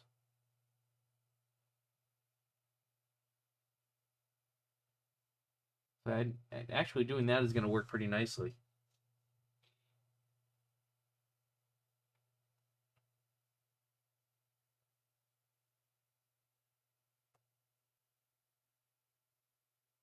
Yeah, doing that is gonna work quite nicely. Hey, that's pretty good. That's pretty good. So that's my left orbit. Or that's my left side of the left orbit, I should say. All right, cool. And I'm gonna fix this because I don't want this to change. I don't think, or do I? Do I want this to curve down a little bit more? Can I make this curve down a little bit more? I technically can. So, I mean, the more it curves down, the better, question mark. All right, I'll keep this. I'll keep the. Stop doing that. I'll keep this fixed in that direction. Now, I do need to make sure that it is a little larger than the ball here so it doesn't rattle too much. Coming up this direction here. Again, I want this to be fairly straight along here. So coming up this direction, it needs to be 1.5 is fine. 1.5 inches is okay there. That shouldn't cause too much rattle. Now let's add a tangent this way. And then I need another line here. This tangent to that. Now I definitely want to make sure this is at least 1/2 inch. Well, that's more than 1/2 inch. So let's make this 1/2 inch. That gives this tangent a little bit more space to work with. And I want you to be over here more.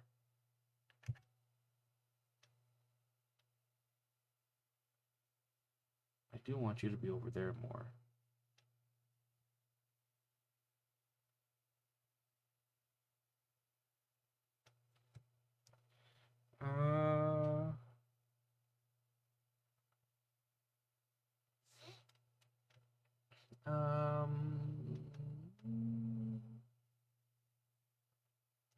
Maybe.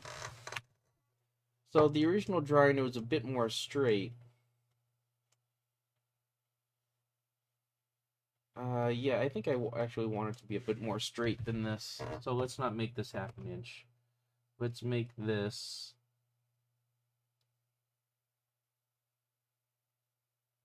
Yeah, let's make this more like this. And you. You can't be fixed right there.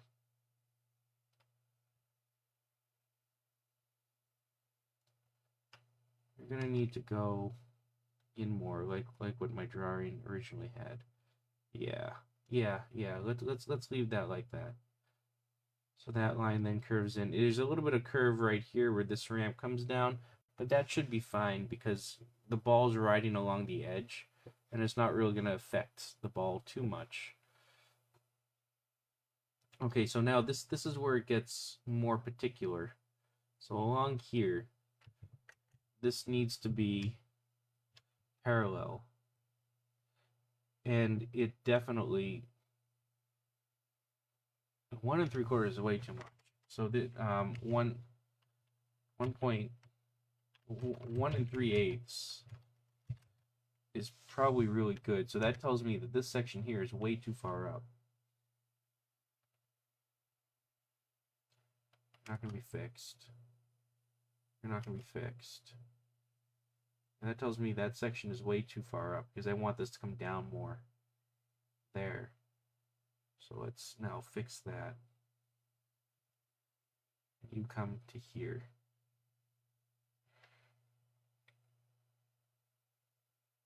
You come down to here. Yeah, that lines up with that nicely. Stop complaining. Now this tangent needs to be tangent here as well. Yeah, that curves around pretty good. I do have a little bit of leeway here. Yes. So one of the tricks I usually do is for nice curves, I tend to keep certain things horizontal, or certain curve entry and exit points horizontal. So in this case, if I have this horizontal, then this is going to have a really nice smooth curve going around.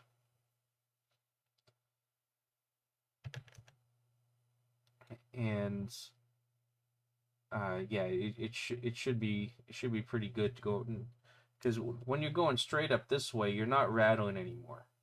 You're just hitting right here and going right around. There isn't a lot of question as to what you're doing.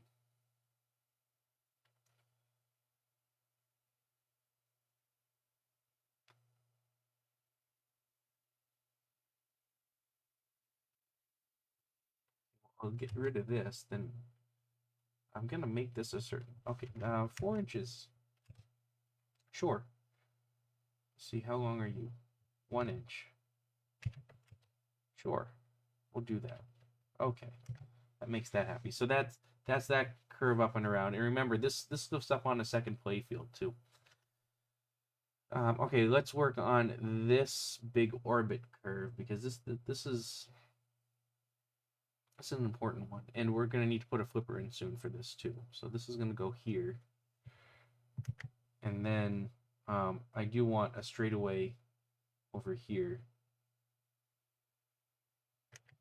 So let's tangent this to here. Now the other constraint we have is this needs to line up. I'm gonna fix you so you can't move around. But this curve here needs to line up with what's over here. So I'm gonna need to, and I do want that to be straight. And I do want that to curve. And I do want this to not be that far. Yeah, okay, so that's the curve right there. That's the curve right around there. If this is my point, how long is this section? Section 2.75. 2.75 is good. That is good. Can I make this longer? Can I pull this down? Not without compromising that. I could do 2 tangent curves, but then that would not be nearly as smooth. That would not be nearly as smooth.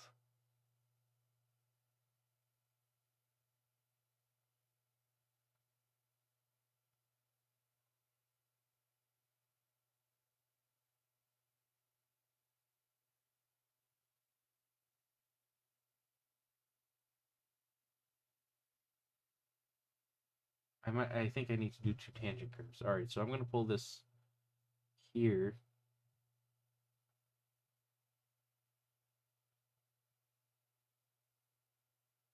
And that's going to have a mount.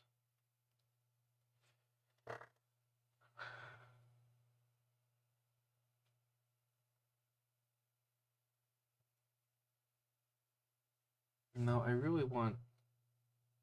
All right, wait. If I get rid of you, I pull you down here. Now I'm going to make another tangent. Not that way. Tangent is going to go up around here. Okay, so now I should be able to pull this.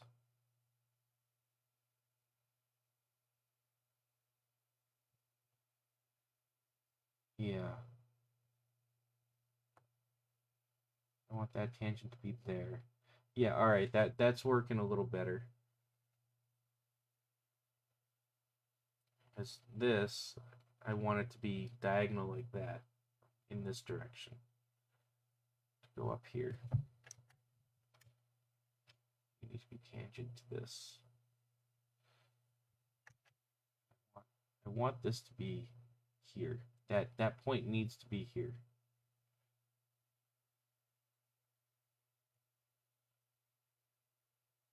And this needs to be here. So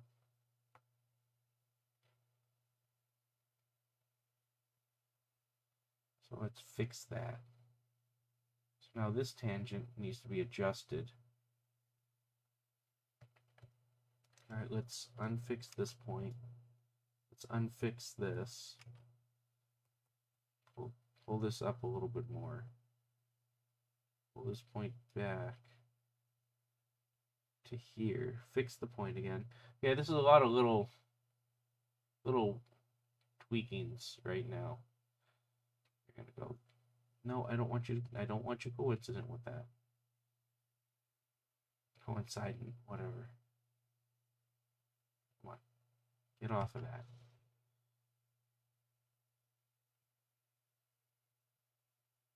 Do want this fixed again. Now, where did my, yep.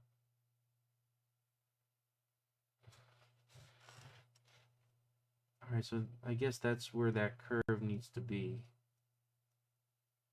to make that work.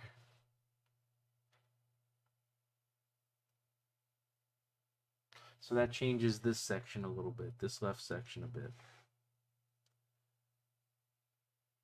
So this, I can't fix you.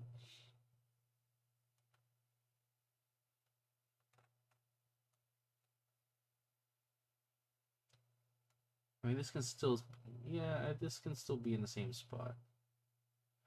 But this is now 0.5. Yeah, and this is now 3.5. Yeah.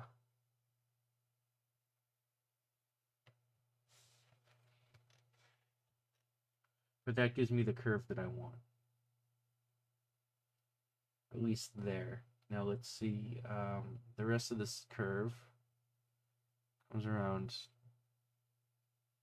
to here. That's another straightaway.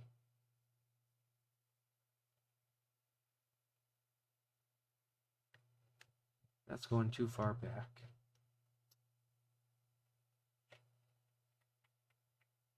I'll make this 2 inches. Pull this down.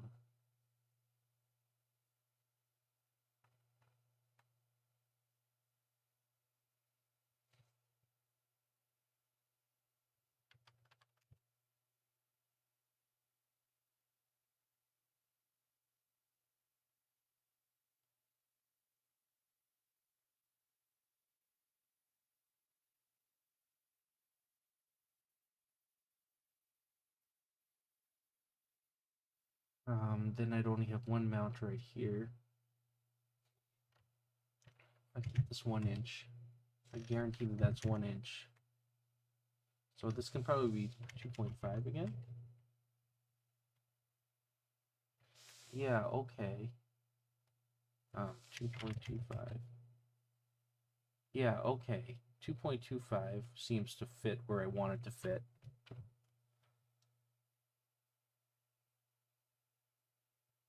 Yeah, 2.25 seems to fit where I want it to fit.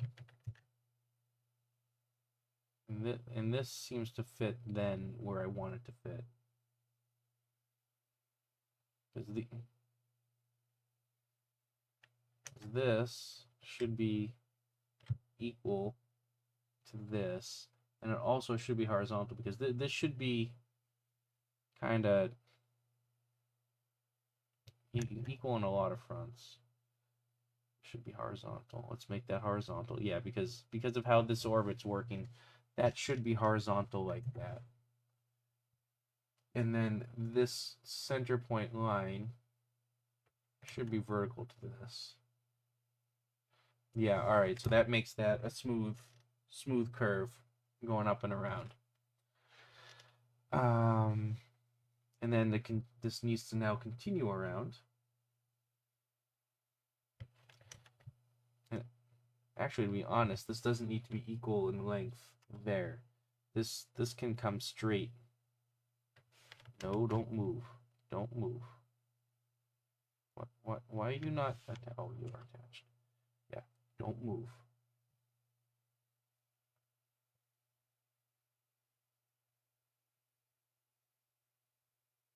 Come down this way. And then you can begin to curve.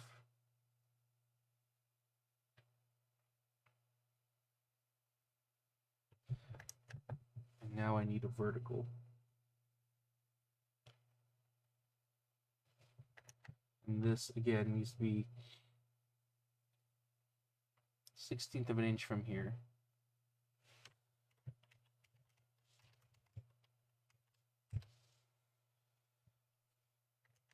I want to make this smoother. No, you should be tangent. And I want this to be smoother, which can be smoothed like this. Okay, so now, how big is this? We'll say it's 1 5/8. Yeah, that's good. Yeah, that's good.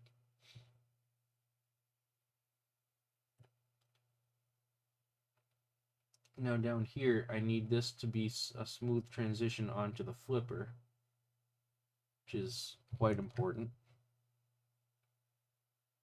So, no, I don't want you to do automatic relations on me right here. So I need this to go like that.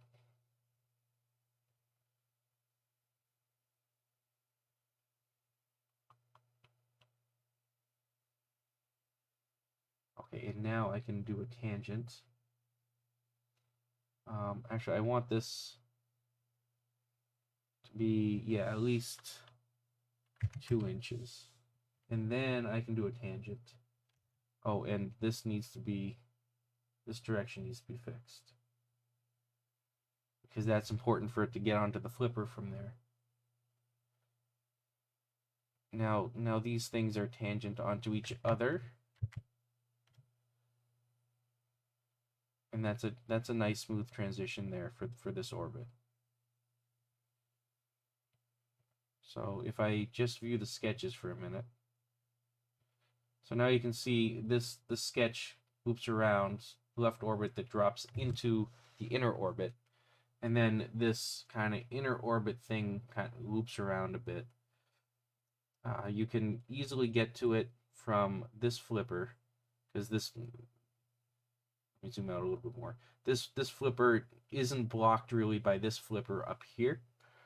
It's a little bit, but again, this is a 2-inch wide space here.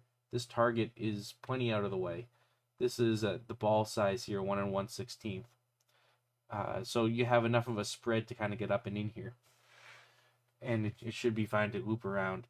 This, so I do need to get the flipper up over here to see where that flipper goes, because I might be able to push this flipper up a little bit and might be able to adjust where these targets are. I still need to be careful about this ramp, Now this orbit over here is huge, so I might be able to move this spot over a little bit, or actually move this whole thing, like all three of these targets and the ramp, over to the left a little bit, which will make shooting this target from the left flipper a little easier.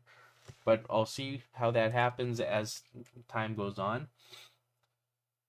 Right now I want to do this inner orbit section because there's a whole bunch of little pieces with this inner orbit. No, before I do that, I'm going to put this flipper in. I'm going to put the flipper in. That should be the next thing. So that is the left flipper base and a flipper paddle. So flipper, where are you? Flipper parts. Left flipper base and a flipper paddle.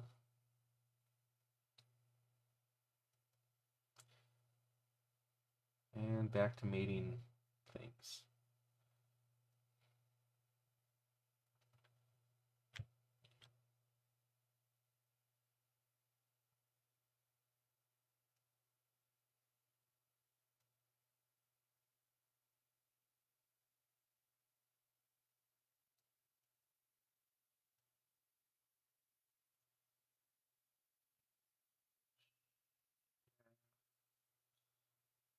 Come on, shaft, thank you, and you, and then offset, you, and you, 16th of an inch, 16. Okay, so now that we have all this assembly stuff ready, really, edit, rebuild, thank you. Okay, so where are, I guess I don't need to see the bottom of that. Yeah, so this needs to come here and rotate a little bit.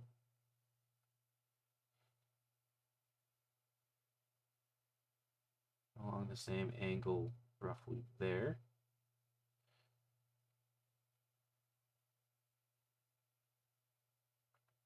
Like that.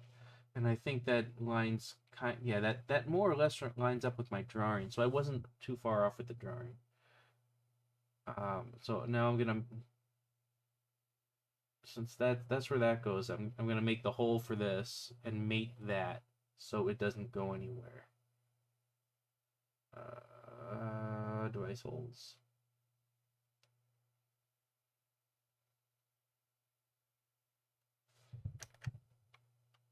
We're not attached to that. You are not attached to that. You are fixed. And this is 1/2 inch.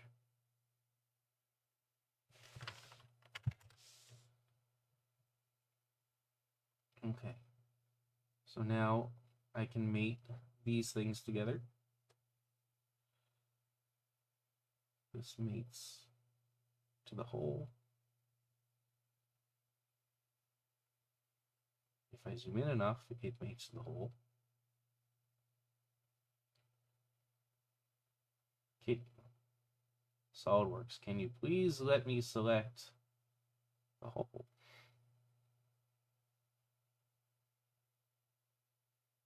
Wow, really? Let me mate to the hole. Thank you. I mean, what the hell? Okay.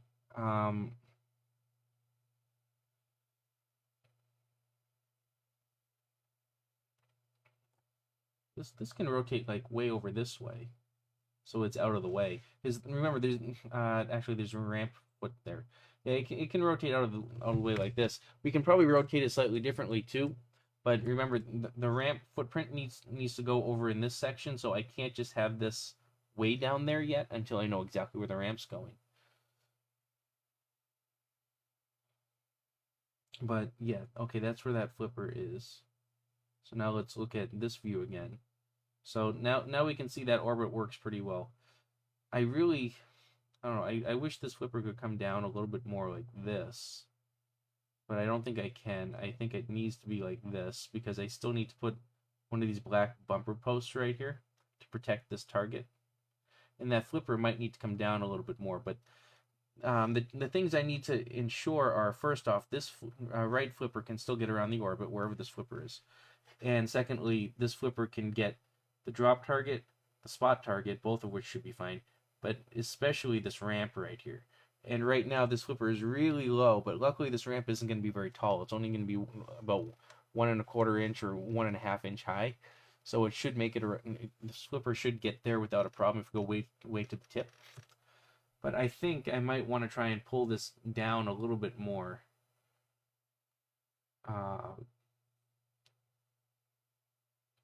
If I make this like yay, and then pull the whole thing down. So let's try pulling the flipper down a little bit. So you aren't fixed yet. You're gonna come down ever so slightly, like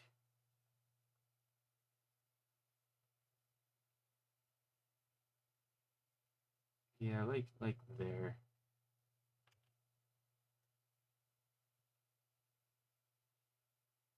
Yeah, that's a little bit further down. I like that a little bit better. That's still not blocking this much. However, I think, well, I still need to get a rubber post in there. Let's throw that rubber post in as well. Where are you, rubber post? Here you are. Because if that rubber post can't fit, then that's a problem. At least in my opinion. Now, it doesn't need to be a rubber post. It could be just a metal guide that's hidden behind the flipper. Do I want to do that?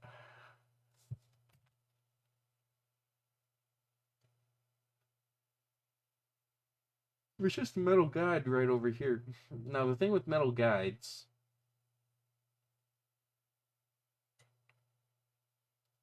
the thing with putting a metal guide here is target. Well, yeah, I mean, I guess I could put a metal guide there. Put a metal guide there, this flipper can come down more like this. And that makes shooting that quite a bit easier. Alright, it's going to be a metal guide. Screw it. It's going to be a metal guide. So, in my guides sketch, in my guide sketch, thank you, I'm going to put a metal guide right here. Yeah. So there you go. This is a metal guide. And that come all the way to the edge. Yeah, it can. That might get bashed up a little bit right there. I think that's why I wanted the rubber post, because that can get bashed. But I'm gonna pull the flipper forward a little bit more.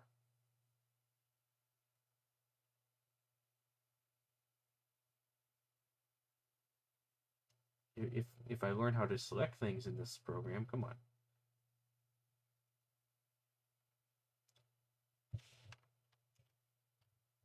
I'm going to pull the flipper here.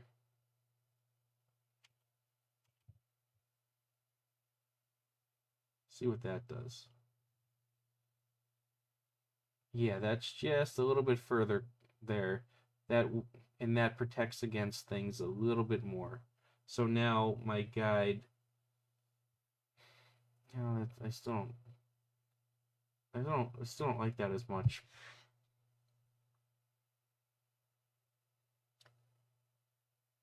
If I move this up, what's that going to do if I move it up? If I move it up, that's going to shrink. Move it up to there. Then that's going to shrink that hole there, and that flipper is definitely not going to be nearly as useful. Yeah, that's becoming a bit sticky. It's becoming a bit sticky. So also remember, there's a ramp right over here. This ramp. So the entrance to this is getting really tight. Changing that. Okay, well, next thought. What if this target was also flat? And then that gives me the spot for the rubber bumper post and protecting it. Well, does it protect against the side? It doesn't really protect against the side, does it? No, it doesn't.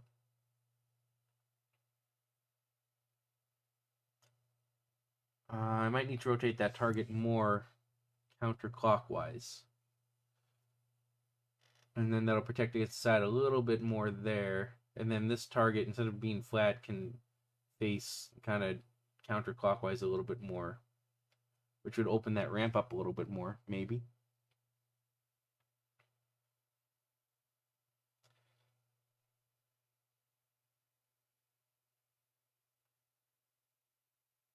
I don't know. That's a good question. That's a good question.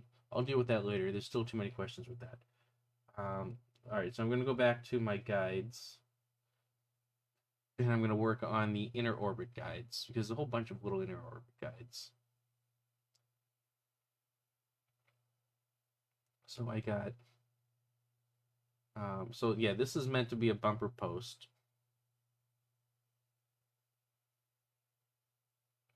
So I have straightaway there. I have a straightaway there. And then there's going to be a tangent between the two for the curve.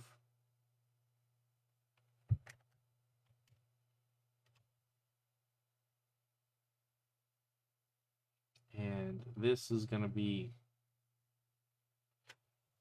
0.75 inches.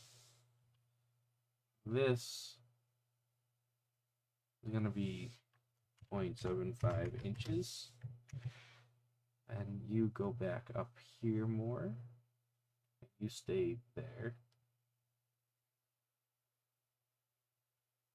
And you come back over here more.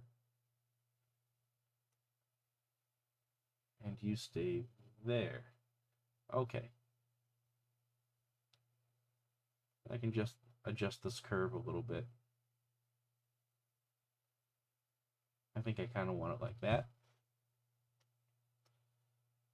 Yeah, I think I kind of want it like that. All right, so that's that guide. These are wire guides, so that doesn't matter. I've got this guide, which is a straightaway here, gonna curve to a little pad right here.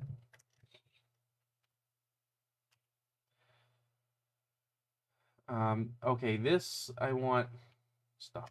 I want these two things to be parallel, right? Do I, if it'll let me. I want these things to be parallel, I think.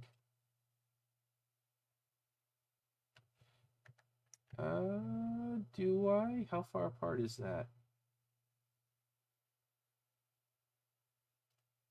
No, I don't really want that parallel. Undo that. I do want... Let's draw a ball for a minute. Ball is 1 1/16 inch. 1 1/16. And construction. Now if a ball rolls along here, well, maybe making this parallel is okay. Because this can be pulled up a little bit more. I don't want this any more than maybe 1 1/4 here, or 1 3/8 is good. 1 3/8.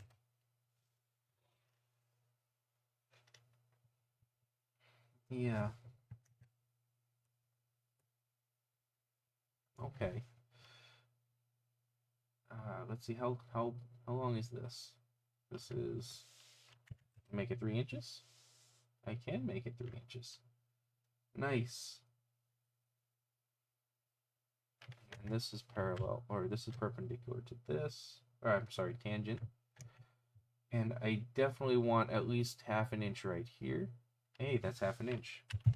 I mean, some of my drawings are accurate. Not all of them.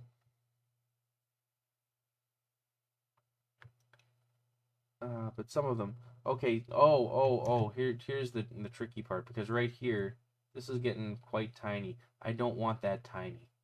That's right. I really don't want that tiny. So this can't be parallel.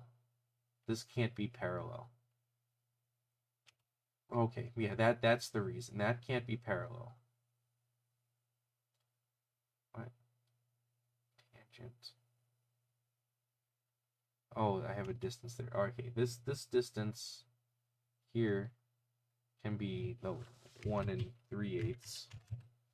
That's fine. This distance,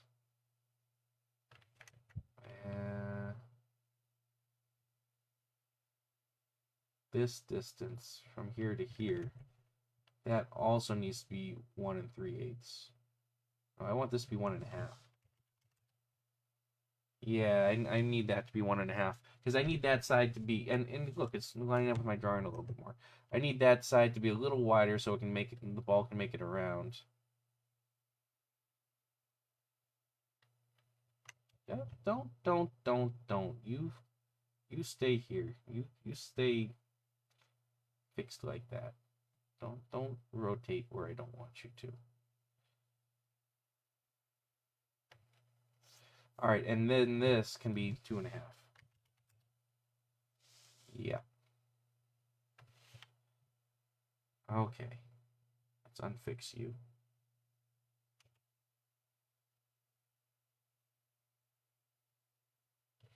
Nope. All right. Let's go back a little bit. A little bit more. There we go. All right. So this point needs to be fixed. If it'll let me fucking fix it. Fix. Thank you. Okay. Now this can't be fixed. And this, I want this to be 0.5. And now that allows that. But this, in reality, this just needs to be 1 3/8 from that.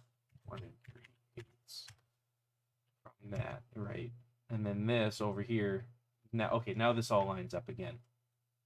Yeah, now this is lining up again, because this, I want you to be fixed here, actually. How about 2 inches? Nope. 0.75 inches? Yeah.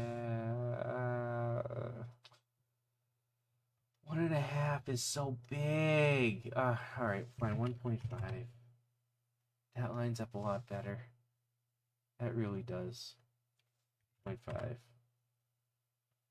That lines up a lot better. All right, it's gonna be 1 1/2 inches. Okay, fine.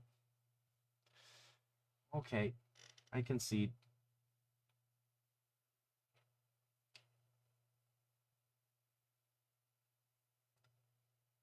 Now we get this little bit of orbit down here. Goes up to here. Then goes up to here.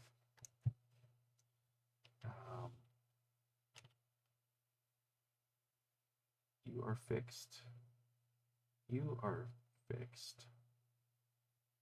And this is tangent to here. And your tangent. So yeah, that works fine. 1.25. Sure.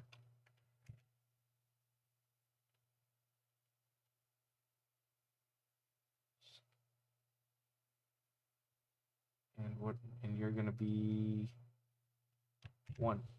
Sure. Okay, so that's got the opening that I want right there. And the target's right in front of it. Okay, sure. We'll do that. Really? did not choose that button. How does this look? This, okay, this so far is looking like this. I'm a little concerned about this. This is, where is that in relation? Okay, nope, actually that's pushed a little further back. That should be fine. That should be fine. Okay, now I got to do this little inner loop, which is these two pieces. Now, this one's going to be fun because I also need to take care of this up-down post here. That takes a 1/2 inch hole, so I'm actually going to put a little guide for the 1/2 inch hole for constructing. And I'm also going to make another ball over here, which is also for construction. So these things, I already have a ball, so I can take the ball and just make it equal. And then the 1/2 inch up-down post hole can go here.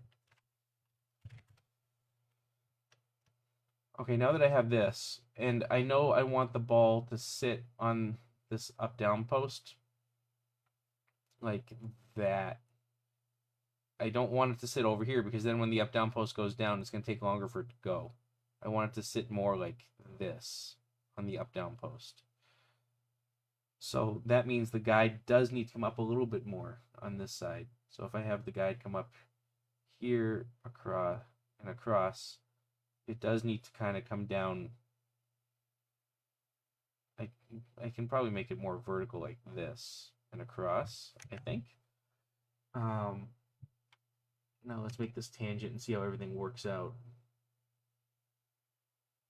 Ooh, maybe not. Oh, maybe so. Okay, maybe so. Maybe so. Maybe so.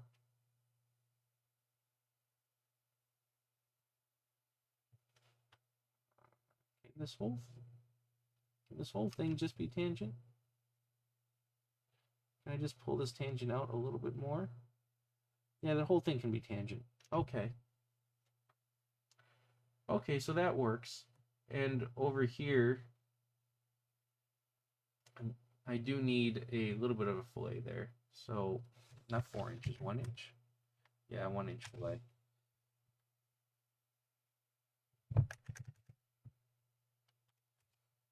Yes, okay, so that's a little bit more tangent. Now this guide, in order to make sure the ball is there, needs to come up and around this way.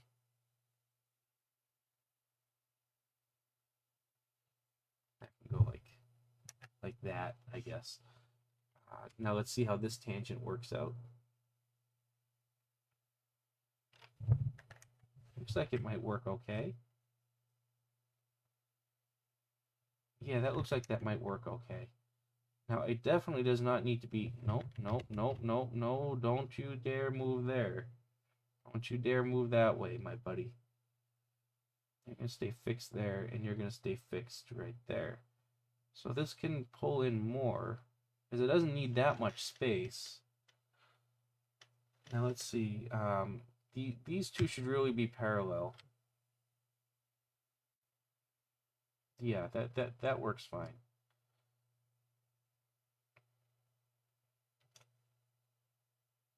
No, I don't want that to be parallel. What I actually want is this to come in more, I think. Do I? Let's see, if I pull this a little more vertical.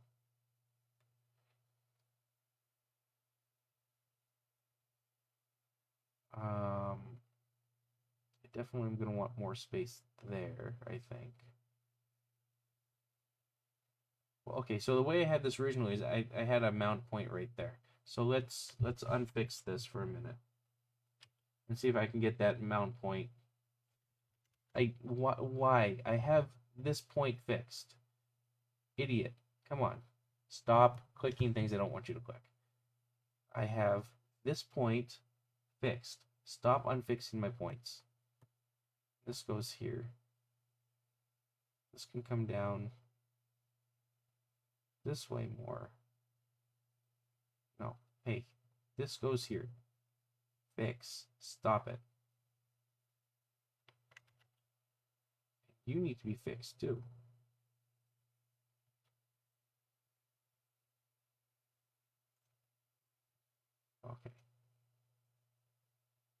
Now you're not letting me. Now you're not letting me move. Oh boy. Okay, let's fix you. Let's not fix this then.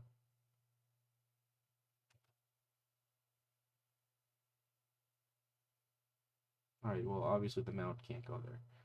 Okay, the mount can't go there either unless I pull this in. But if I pull this in, then the ball can settle that way more. Yeah, you know, who cares if the ball settles this way? Let's say the ball settles right here. Then I can even pull this in a little tighter.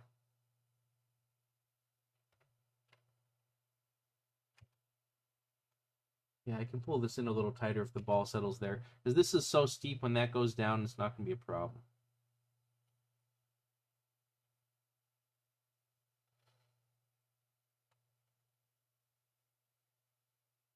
Yeah, that's so steep, when the ball pulls in, it's not going to be a problem. Because I do want this section to be sharper. If it's too rounded, then the ball will rattle out. If it's sharp, then when the ball ricochets off, it's not going to be able to like get right out. So now let's make sure this distance is at least yeah. Okay, let's make this 0.5 inches. No, don't. You stay here. You fix here. You fix here. And now I want this to be 0.5 inches. Yes. Okay, good. And this ball has plenty of mouth to get in, go in, and if it comes straight up this way, then it rattles around that way. Okay, and then eventually it gets in this way. That's good, because now I'm not going to need this this gate, I don't think, because the gate was there in case it went too fast and it tried to pop out. With these angles, I don't think I need the gate there. Also with these angles, that means I can pull this down a little bit, I think. Do I want to do that? Yeah. Yeah, I'll do that. So what should I do with this? That's tangent. That's tangent. Okay, well this is fixed. So if I unfix this, then I can pull this down. Yeah, I like that better. Because now that opens that up a little bit more, even if there's some rattle going up and around, that's fine. I'm okay with that. And this can all be this can all be a metal guide that loops around. I don't need to do a wire or anything because there's plenty of space. Then right here I can have, well, I don't even need anything because the ball, well, maybe I'll put a bumper post right there or something. But yeah, so let's change this ball size now. Because actually I like using a $1.25 for a ball in some situations. Okay, so let's unfix you. Let's pull you open a little bit. Yeah, this still works okay.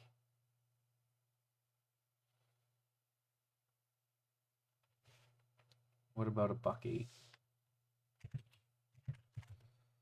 Yeah, this is going to work really good. Or at least I think it's going to work really good. And it still has space for those mounts. It still has curve. It still has space there. Okay, so that fixes those. I think that's most of our guides now, actually. Let's see.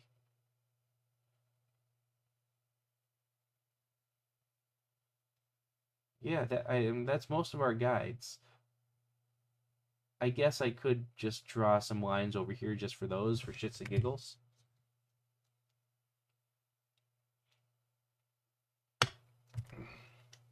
That's pretty nice.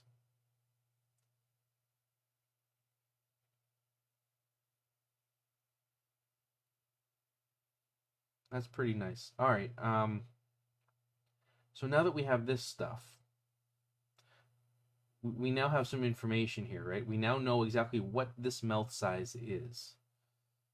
And it is, if I measure it, from here to here, 2.9 inches, almost 3 inches, which means if I add a bumper post and I hide it behind a target, we're still like a good 2.5 inches wide for this thing, which is amazing.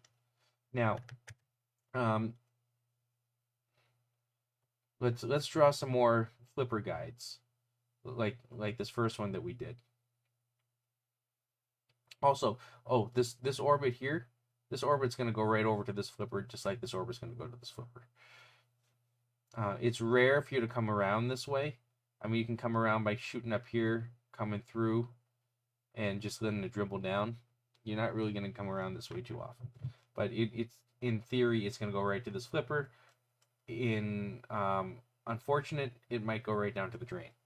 But again, you're not going to really go around that very often, so it doesn't matter. So we're going to draw some more guides now to see where this flipper goes. Because I think this flipper, we might be able to backhand, or like forward hand, backhand, question mark, the ramp like right up here. And if we're close enough, I'm going to adjust the position of this flipper big time to make sure you can do that. Which might mean one of these targets goes away or gets majorly adjusted. So okay, flipper guys needs to go down here. Let's edit the sketch. So we're going to do the same idea. So 1 1/8 and then 2 inches.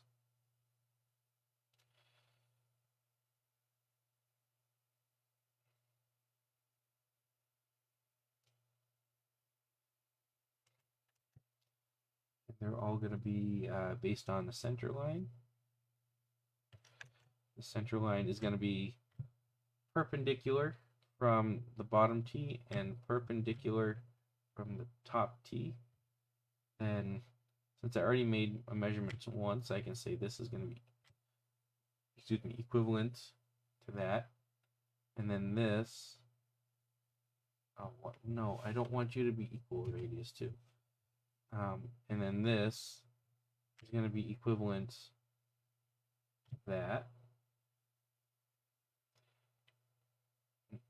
Now you get attached to here.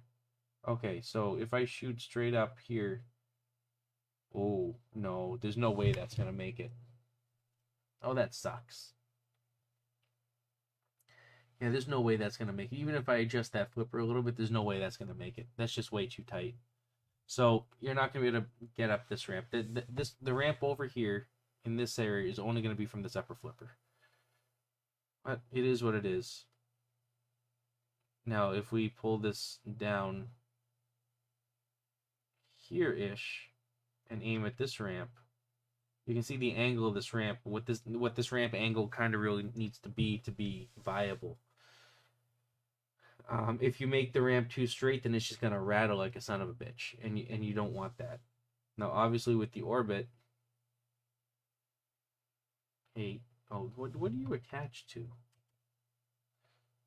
Obviously, with the orbit over here, and it's more on the edge of the flipper, you know, that's fine. Yeah, I mean, that fits perfectly fine. I don't want to change that. But it's now it's going to be the ramp that we're going to be adjusting a little bit. It's kind of here-ish. Yeah, so now I need to make sure that ramp works okay. I do want to make sure the ramp here works, and I'll be able to backhand this without a problem, so I'm not concerned about it. But I want to make sure this ramp works, because this ramp is important. So I'm going to make another one of these guides. Here to here to here to here to here.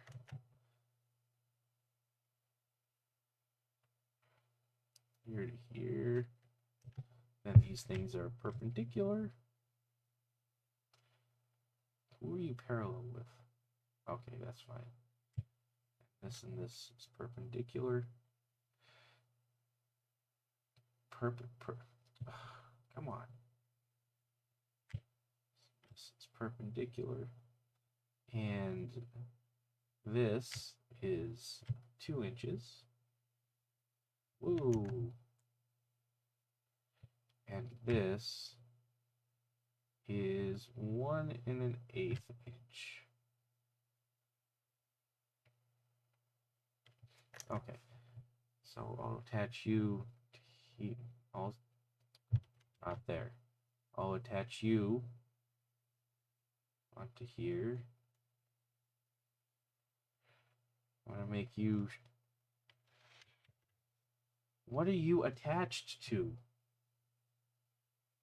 What is this attached? You should not be attached to anything.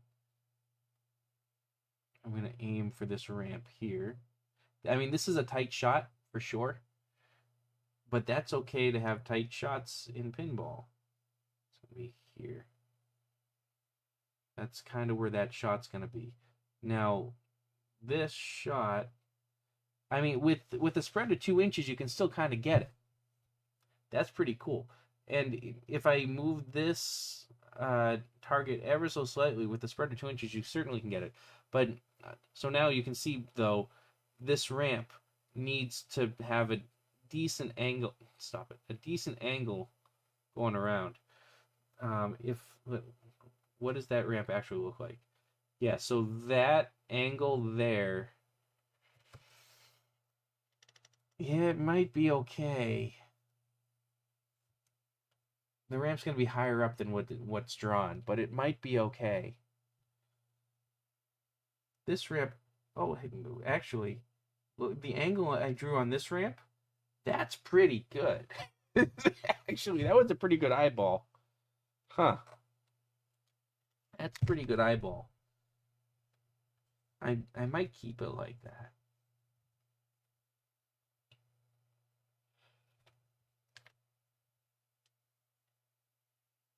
Maybe I'll adjust it ever so slightly, but I might keep most of it like that. Interesting.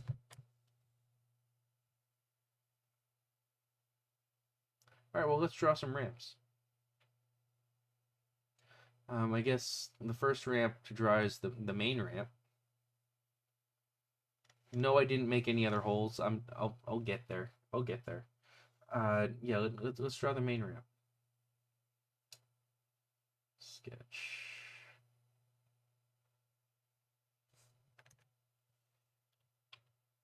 So this ramp. Now, unlike these other drawings I did, because the metal is being attached to the wood through like little screw hole and bends. Sorry. Through screw holes and bends. The ramps aren't really being attached that way, so I have more freedom of organic splines with them. That said, I'm still gonna try and keep some straights. Like at the very beginning here, there's nothing wrong with keeping a straight here, and there's nothing wrong with keeping a straight here, just for simplicity.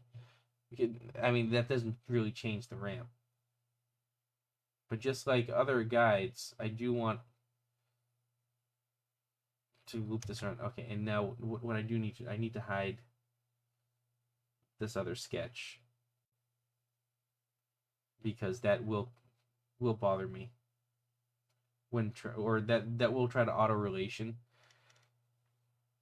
which is not what I want. Okay, and right around here is probably another straightaway. So back to there. That straightaway it's gonna go a little higher. So let's see. You I want there.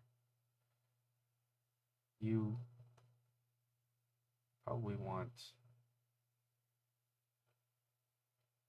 Oh yeah, see. All right, so this has a couple. This has a couple curves on it. So let's do another tangent curve here. A tangent curve there. Okay, so that had a couple different tangent curves. This is gonna have a straightaway. This is a straightaway here, of course. And this over here is a parallel straightaway. So now that we're getting to like parallel ramp sections here, this is going to be a lot easier to contour. But before that, this whole section, that lines up pretty good. I don't want that.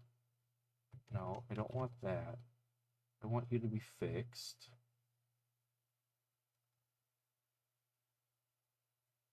I want you to be high. Curve up and around higher. Yeah. So that's got a nice smooth curve going around that. Yeah. Okay, now the distance here, ramps are 1.5 inches. Not 2.5. 1.5. Yeah. And that for sure is going to affect, you know, some of these curves here. So that's got a nice smooth curve. Also, ramp melds, the entrances to ramps are usually about 2.25 to 2.5 inch. I like to start at about 2.25 inch and then go from there. This is gonna be horizontal. But in this case, I think I have 2.5 inches. Oh, I have 3 inches here. That's amazing. That's even better. You know, the bigger the ramp mouth, the better.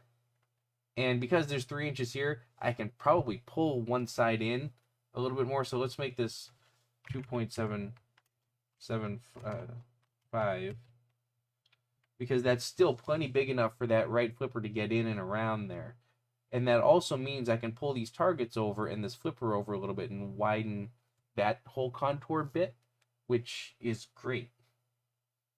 That would be absolutely great. So that pans around, and it's interesting with how wide this becomes over here, just because it's a curve. And I also want to make sure you can backhand, and you can certainly backhand this thing. But it's definitely got an interesting contour over there.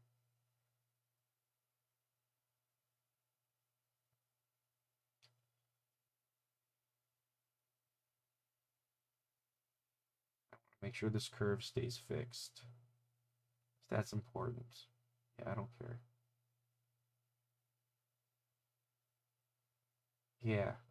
That looks a lot better, because now this still has the same. Excuse me. This still has the same angle of entry as the flipper, so it'll be really. It should be really smooth to get up and around. And these are all tangent from each other. All right, so I'll unfix you because you're complaining about things. But yeah, I think this ramp is going to be pretty smooth as it goes up and around. Yeah, and your tangent. Yeah, you're all tangent and really smooth. This section here is a little weird, so I'm gonna play with this, because this can go more like this, as compared to the drawing, which it doesn't. But the drawing isn't the be all and end all, obviously, as we've all seen. What's most important is ball size. So if I draw a certain, so right, if this is 1.5 inches here, I need to make sure that this is 1 3/4 inches.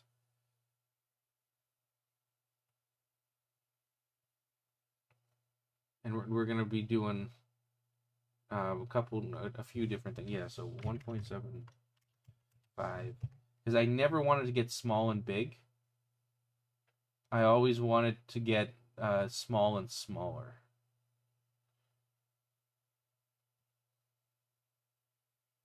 If it goes small then big, then small, then that very, no, I don't want to put that there. Then that very easily can add vibration.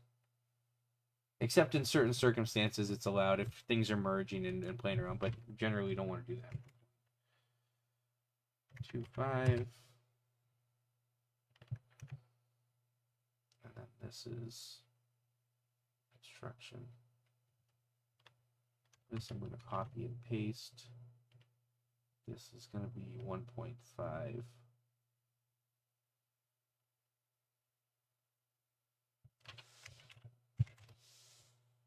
Yeah, so it looks like this curvature now is doing nothing but getting smaller and smaller, which is good.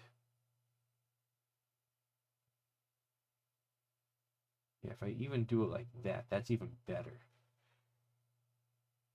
This actually becomes 1 at 1.5 here. So this right here should be 1 5/8 here to really add some smooth contour to it.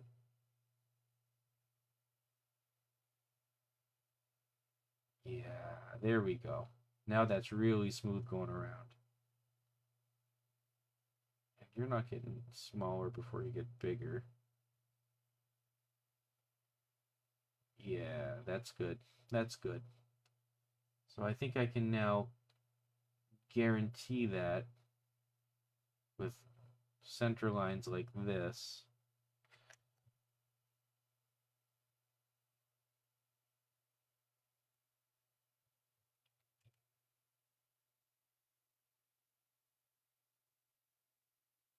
And if I say this is 1.75 there. No, that's not what I wanted. 1 7/8. Sure. And then this one over here. Well, this is just 1.5.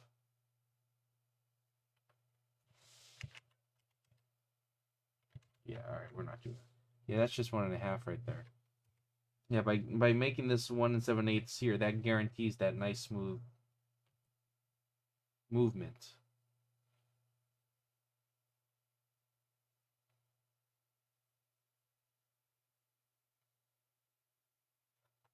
Coming up and around.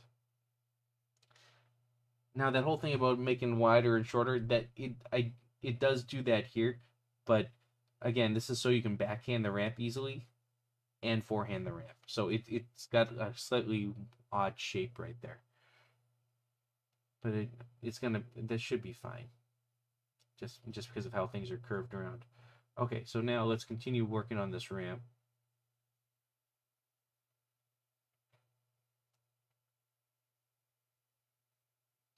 Here's a straightaway here.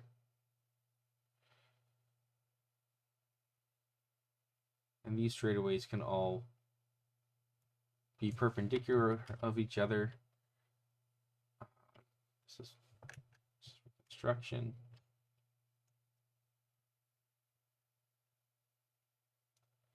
And we have tangents coming out of this to this, and from here to here, and from here down, and from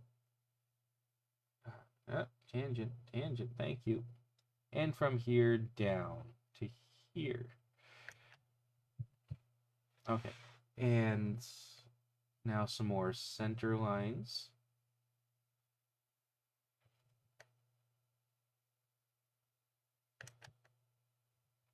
Now you are going to be perpendicular to this. Why did you just do that?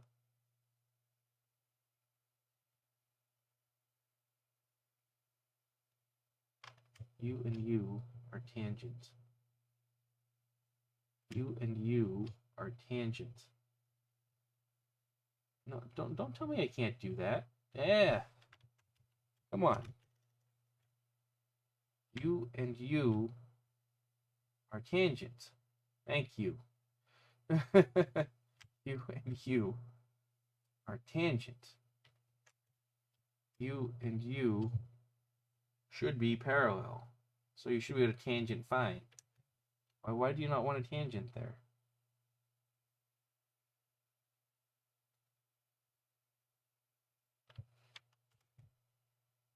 Oh, what? Why? I don't know why. SolidWorks, I don't understand why. You should be horizontal. You should stay horizontal. SolidWorks, I don't understand why. This program has a mind of its own sometimes. Okay, this is tangent to this. This is tangent to this. Good.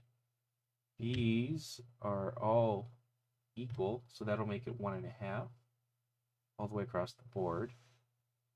Why are you complaining about this? You should not be complaining about this. What are you complaining about?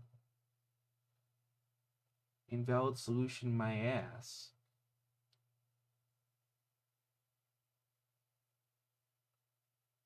No, I don't want to get rid of the equal length rating. Okay, wait a minute.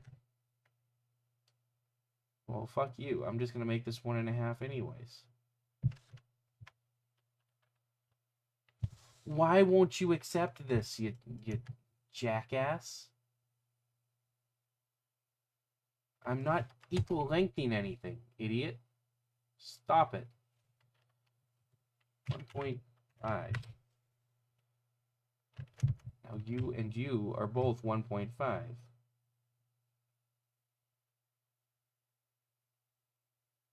Oy vey.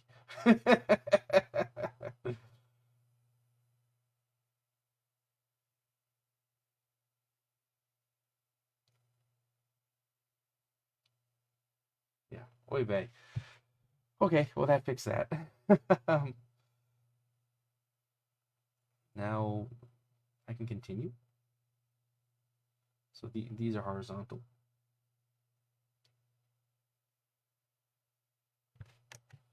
This comes down to here.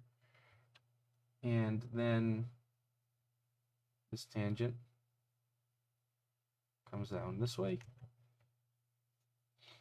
Do I want to go straight away? Maybe I want to go straight away. And this tangent comes down here. I'm going to make sure these are tangent. Yeah, and yeah, okay.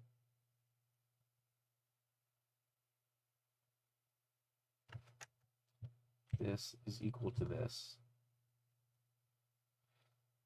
Good. Good. Stop. Good. Stop.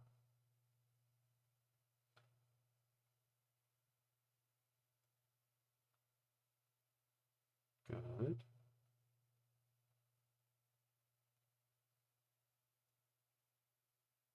Good.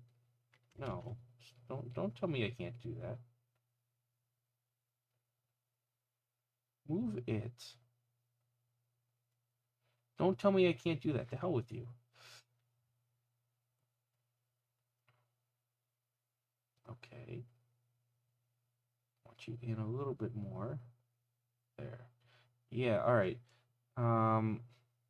Well, actually, that hole is right there, so I do need to pull this down a little bit. Okay, and then there's going to be a little straightaway at the end, just for funsies. Don't turn it into a curve. I just want a tangent. Tangent. And this is tangents. There. And this is going to be 0.5 inches. And both of these should be equal. So I want that curve to be good. Now, I do actually want this curve to curve a little bit more. So if I pull this down and then pull this up, no. fix you.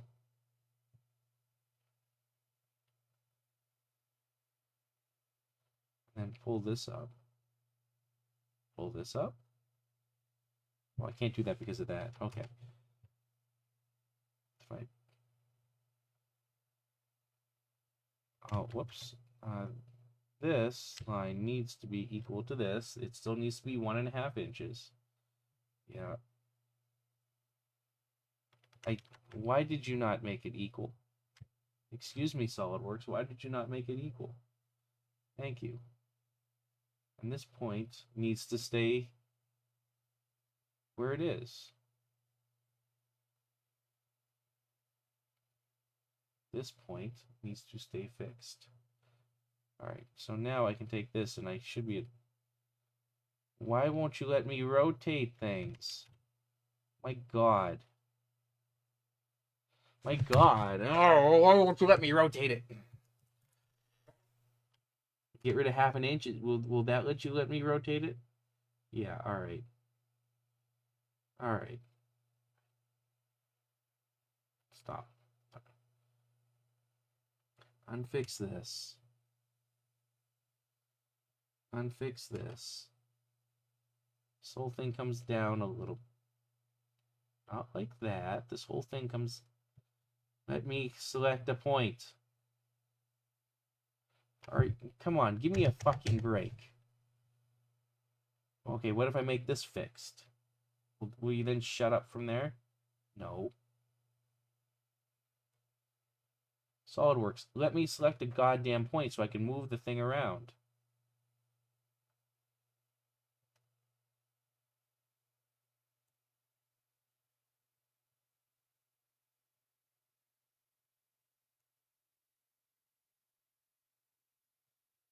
Oh my God, what are you fucking bullshitting about?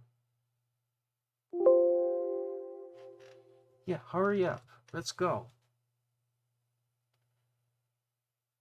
Perpendicular. What do you want me to unperpendicularize? Fine, whatever. Do it. Accept it for now. I just want to pull this whole shenanigan. You just said it would. Alright. Alright. Alright. That's where I want it.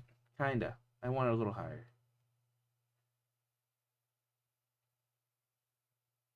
I want you in more. I want you in more. Why?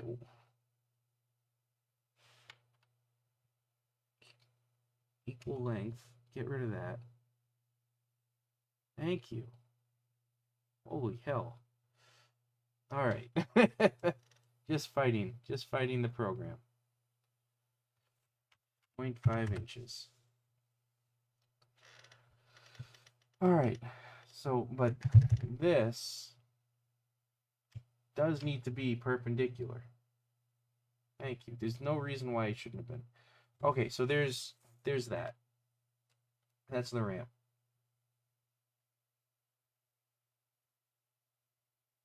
Yeah. That's the ramp. And it turned out pretty good.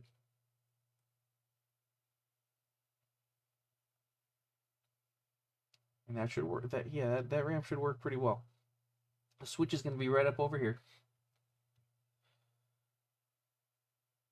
Do I have any weird... No, I don't have weird mount points over there. The switch is going to be right over here. This section here is going to curve and flex down.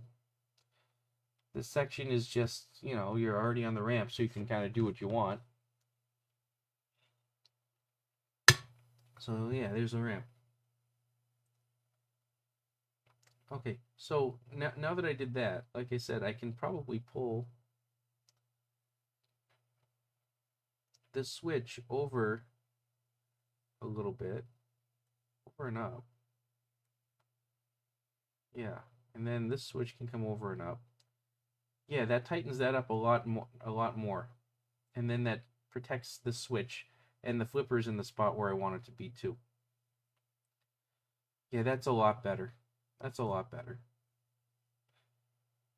Now, where's my guide? this guide. So I can bring that flipper back again. Because I pulled it forward kind of against my will.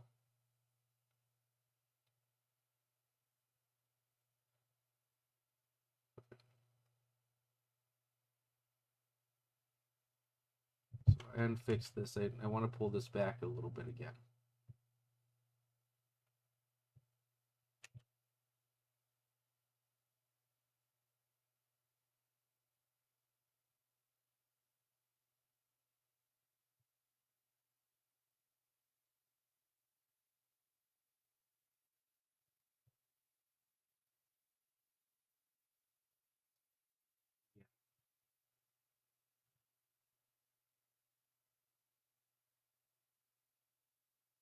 Okay. Okay. Nice. So this flipper can certainly get up and around there. This flipper will certainly get into this ramp, no problem. This flipper gets that ramp, it's the orbit. So those are good. Now I have these 2 ramps to do. So tonight, I'm going to end around 1 a.m. tonight, so I get another 45 minutes or so. But yeah, so it'll be about a 4-hour stream. So I want to get this upper right ramp or upper left ramp done. And then I want to get this right ramp, mid right ramp done. When I have those done, then I'll have the vast majority of this layout all good. And next stream, on Saturday night, I can just bang out everything else. The hardest part of this was just taking the sketch, which was already pretty good, and just cleaning it up and just coming up with decisions based on cleaning it up and with real parts. But it's still a lot quicker than trying to figure this stuff out on the fly in CAD or somewhere else, because I already have the sketch. Okay, so we're going to work on this ramp. So I'm going to call this ramp this ramp sleigh ramp. Okay, now the next ramp is going to be technically this is the candy cane ramp, or that's what I thought it was going to be. Maybe this is the chimney ramp instead, and this is the candy cane ramp. I don't know. We can name it whatever we want. But I'm going to do the upper left ramp. So I'm going to continue to call it the candy cane ramp. So it's hide. Oh, before I do that, actually, I'm going to go back to the flipper to hide the sketch. I'm going to go back to the flipper sketch, because with this upper flipper, I want to make one of these guys so I kind of know the contour of that. Obviously, this lower flipper can't get to it, but this upper flipper does get to it. And similar to how we did this left ramp, I want to make sure I get this right ramp correct.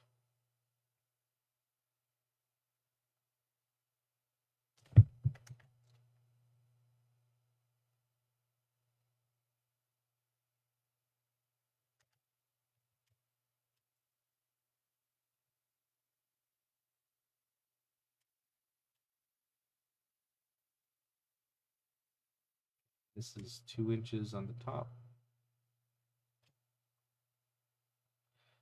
And 1 1/8 inch on the bottom. All right, and then this attaches onto here. This goes to the ramp.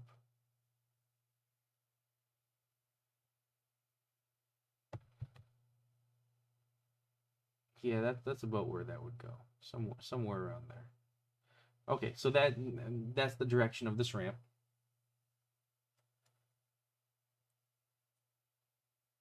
That's where the mouse should be. So yeah, I figured this chart, this lower part of the ramp was right. I figured this upper part of the ramp need to change, but now I know for sure. And when I go to create a new sketch and draw the ramp entrance,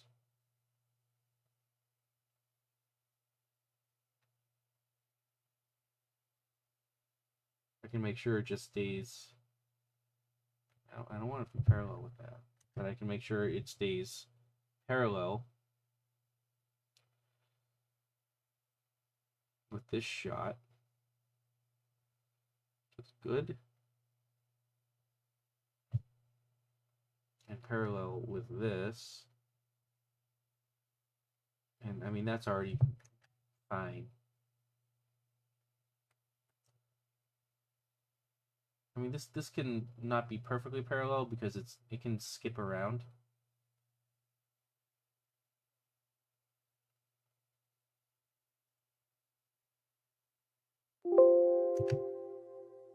This tangent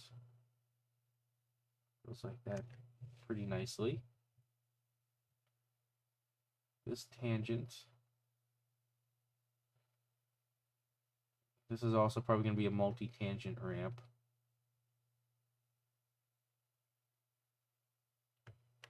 Yeah, yeah. See how that curves right around and in. That's nice. That's good. Now, and that curve needs to end. Actually, it needs to end a little higher up, doesn't it? Because of that thing. No, I think it'll be fine this way. So this line needs to be horizontal. Nope, not you. Not there. This line needs to be horizontal, just like our other ramp. This is going to end in a horizontal manner.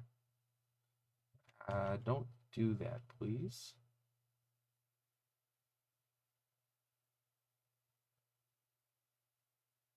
Connect, please.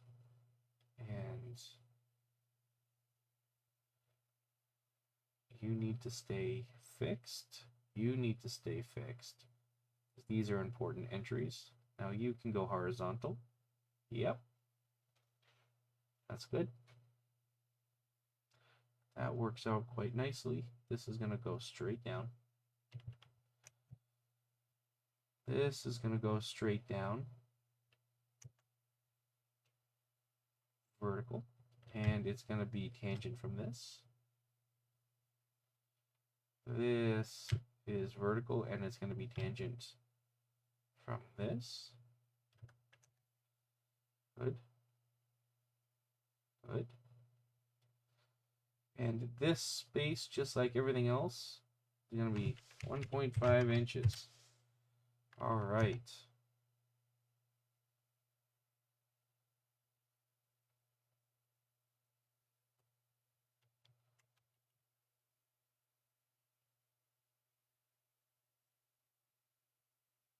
All right, well, that wants to go there. Okay, so there's this ramp. I kind of really want you to just stay right here.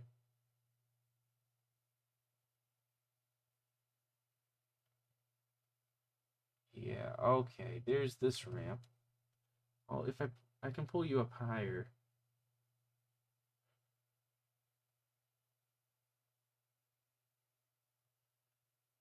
And I can pull you in more. Don't do that.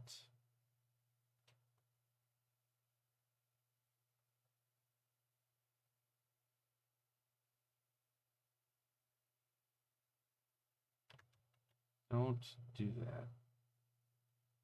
I guess I really can't. Okay, so that's where that wants to go.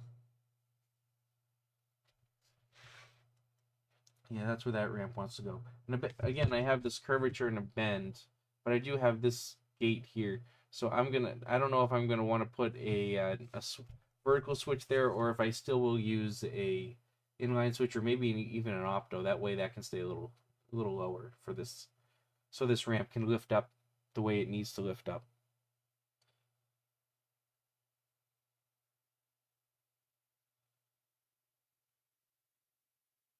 And again, there's that slightly weird entrance again.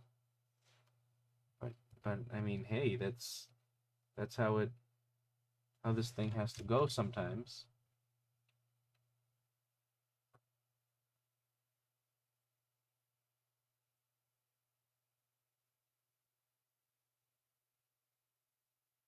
Make it slightly less weird doing that.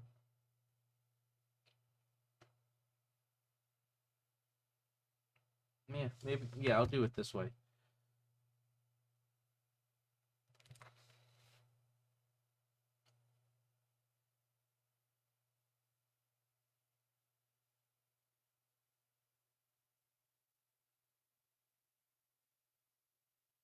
Yeah, I'll do it this way.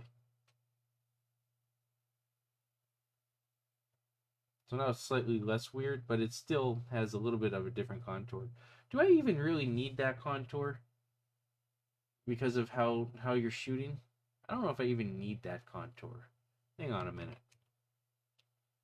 What happens if I just attach these two things?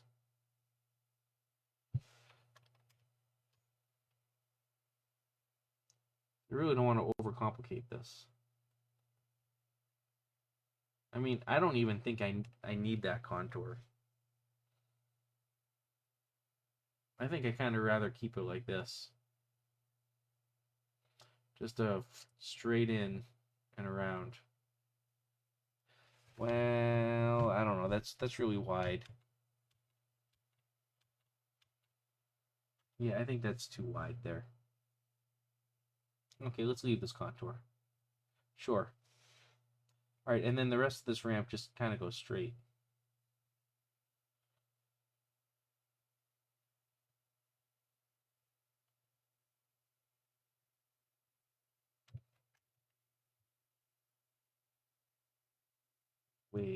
Way down here, and then curves over. Because this other ramp connects to it, and this ramp I'm drawing now is much lower than this other ramp.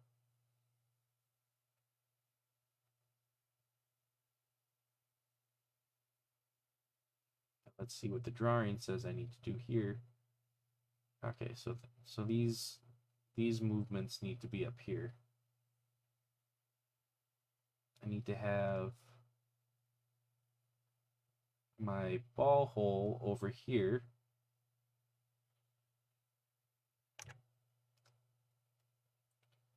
And this is, nope. I said no. This is going to be 1 in 3/16 size. Kind of here-ish. Okay, so now I do have an axis aligned edge here.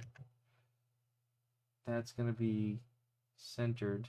Let's actually fix this, because I don't really want this to move. And this is going to be centered in here.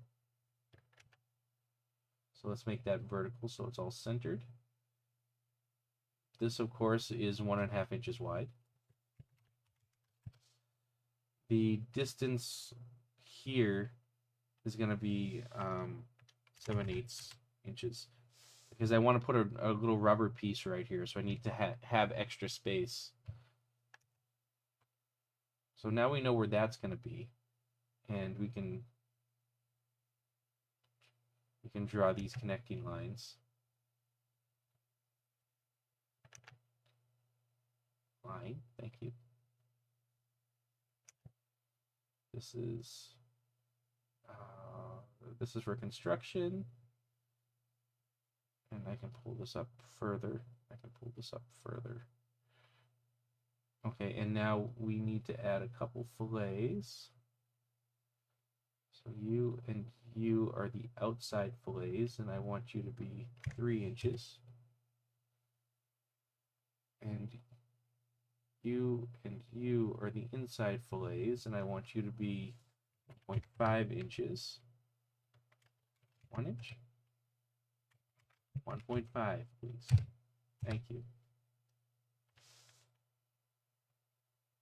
And actually, I'm just going to get rid of the whole 1.5 thing, because these need to stay parallel.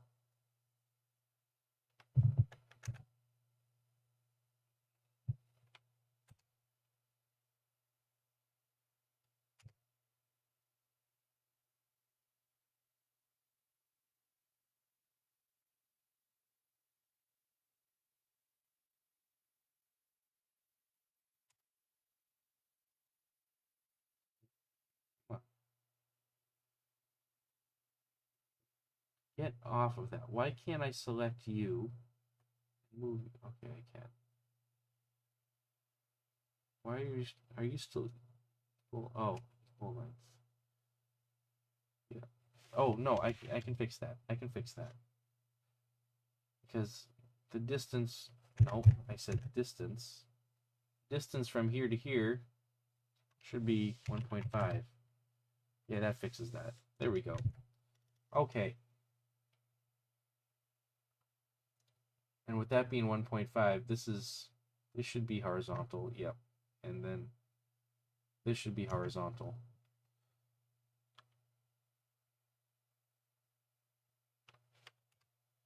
Get rid of you. I don't know why that's bitching. Whatever. Whatever. It's good enough.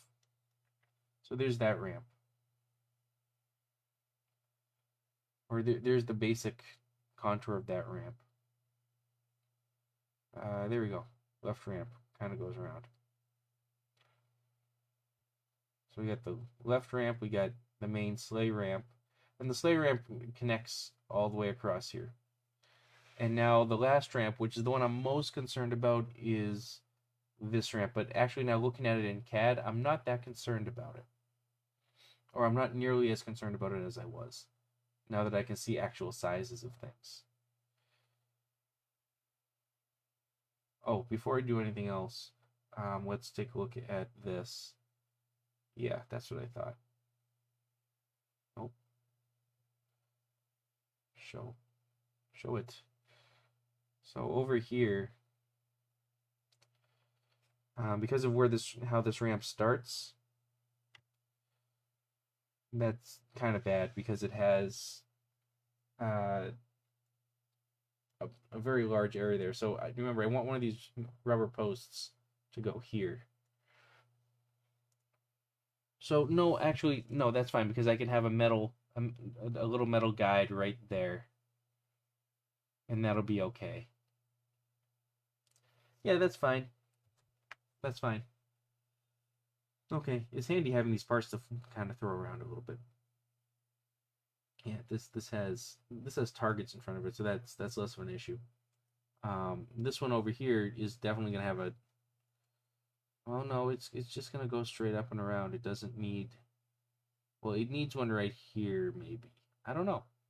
I don't know. Let's draw it. Let's see. So I'm gonna hide. So okay, this was the candy ramp. Candy, come on. Candy cane ramp. All right, so let's hide you. Let's hide the sleigh. Okay, so now let's create a new sketch again. And this time we need to work on this thing, which, like I said, I'm the most concerned about. So this needs to come up and ultimately end up over here. This needs to come flat-ish and ultimately end up over here. Now, this ramp might break the 1.5 inch rule over here. Let's see.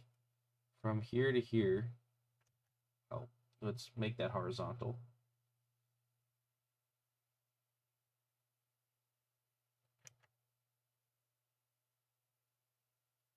So from here to here, this is probably 1.25 inch. No, this is 1 3/8.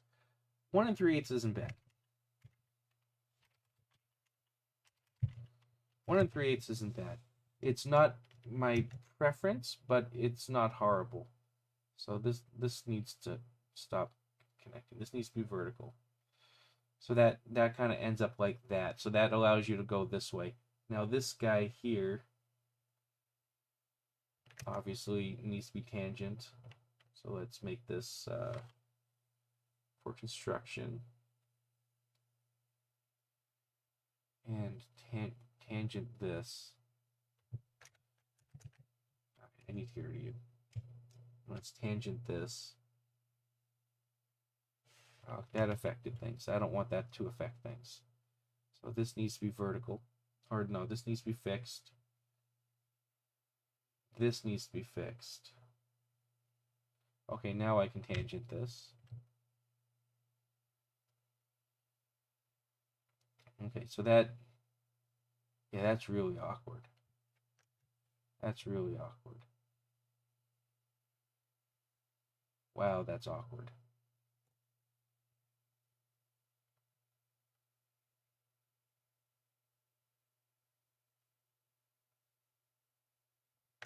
Wow, that's awkward.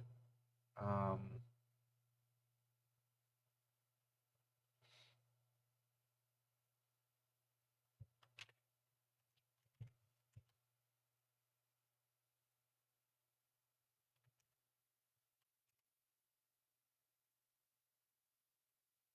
um, um, um, let me grab and pull.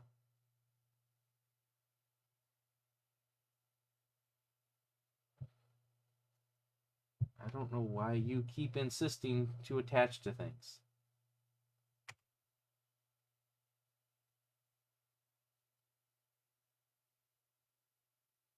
Can you stop showing relations so I,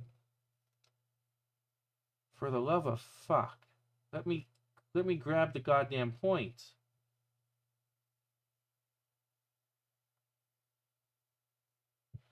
Get off of that. Let me grab the fucking point. Holy hell. I want this to be here. Fix that there. I want this to be tangent there. Okay. Why are you not letting me grab these points? My dude. Okay. It has something to do with weird layers going on. You have to be there.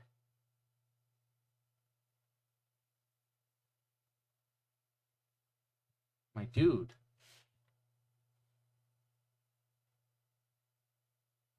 Why can't I move you?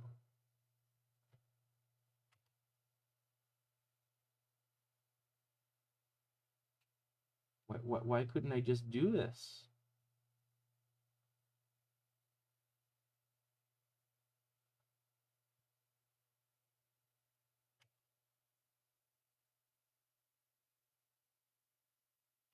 No, don't.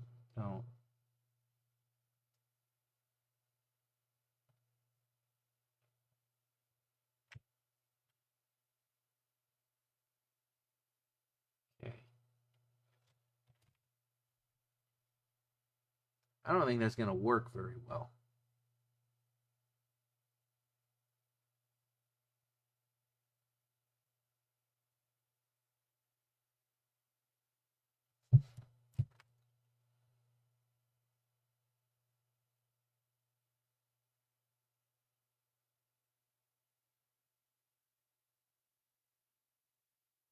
What's going on here?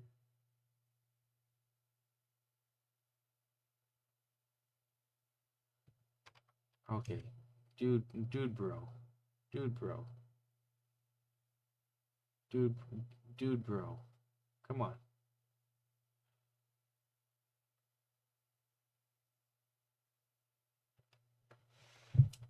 Let me select that one point and not everything else but the point. Okay, I've got I've got a solution maybe. Oh, neat. Okay, so maybe this is why Pat did things this way. Don't just make a tiny point there. Jeez.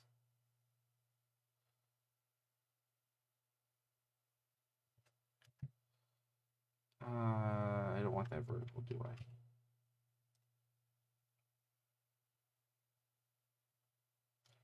I don't want that parallel with that. Okay. Yeah, so this is gonna be like a little curvy curve ramp. Really? Why? I just want. Why'd you do that? My God.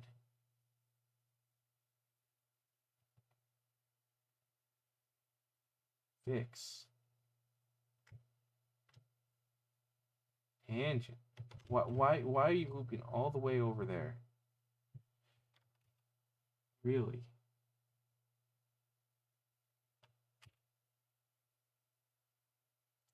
This is getting aggravating. I honestly don't know why some of these things are doing what they're doing.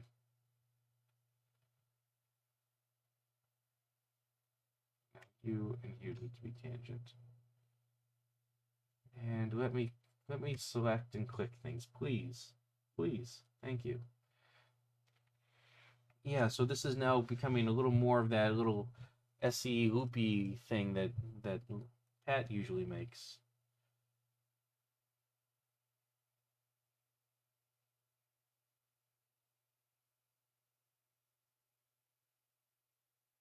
Interesting. Very interesting. I don't want that thin. I definitely want this to be like 3/4 of an inch or something. 5/8 of an inch.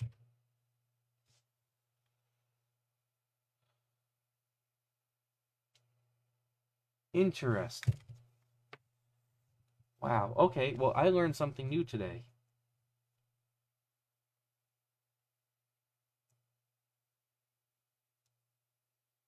Yeah. Wow. Very cool.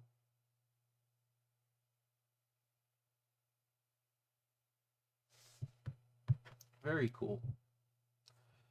And this doesn't have to be perfectly in like this. This piece here needs to be fixed. But this can come in a little bit more. Like that. So if this goes in, ricochets, I mean, that's going to ricochet a lot.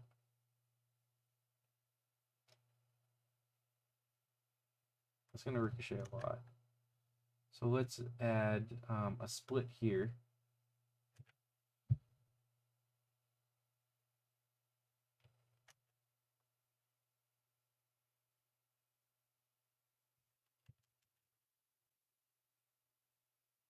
You and you should be tangent. I want you to be fixed. Oh, are you still tangent to something? You're still tangent to that. I don't want that. Okay, so you don't need to be fixed. So now I can bend and pull this a little bit more.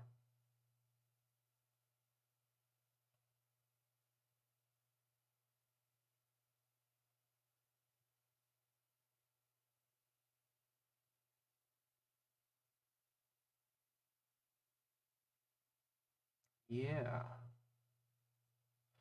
So what I do need to be careful of is this section right here, because this right here is where that ball underneath goes. But I have a lot of extra space, so I could pull that up. I could pull that up.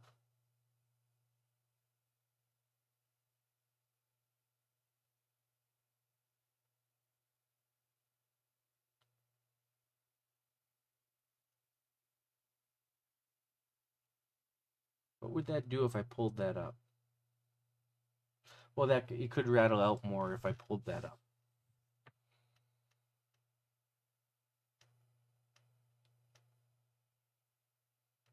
I don't want to pull that up. I don't want to pull that up.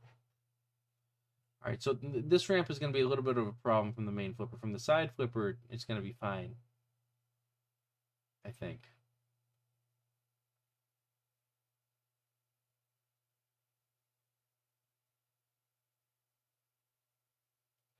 This needs to not be fixed anymore.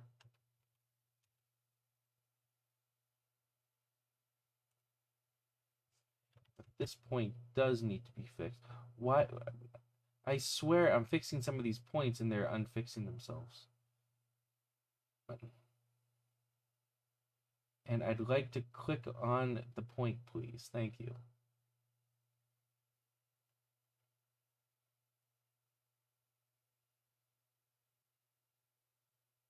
So that's definitely going to come in at an angle here. Ricochet. That might be okay.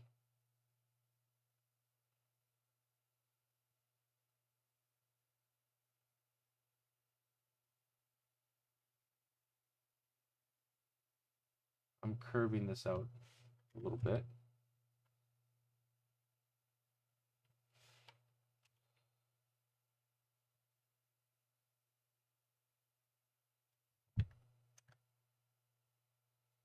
I double clicked on that because of course I did.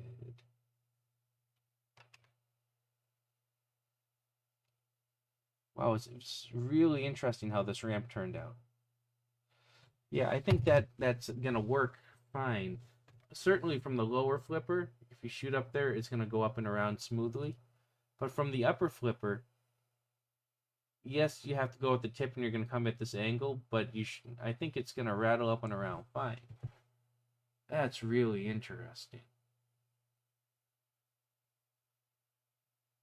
And I pull this straight down. And I kind of bring it around. That's really interesting. Huh. That's really interesting.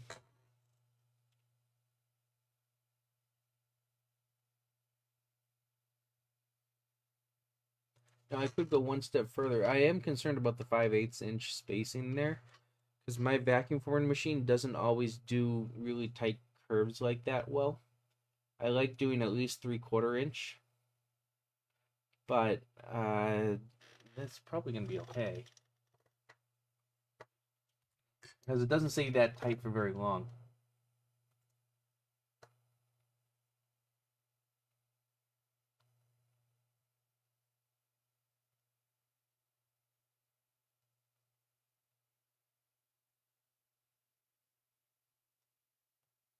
Yeah, you can still see the ball coming in and around. There's still gonna be a flasher under here, so you're aware of it. It doesn't come down this way very often, unless you shoot up here, so you know the ball is coming down. Because you can't shoot the left orbit with the right flipper.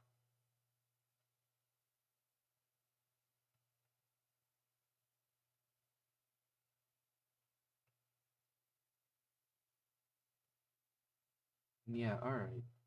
Oh, one thing I didn't take into consideration. Oh, yep, that works fine. So I'll pull this down to roughly where that is. But let's view that sketch. Oh, that's hiding a sketch. I want to view this sketch. I want this and this to be horizontal. Or collinear, I guess. Yeah, and this part of the sketch is basically going to be the same part of. Oh, whoa, whoa, whoa, whoa! Don't do that.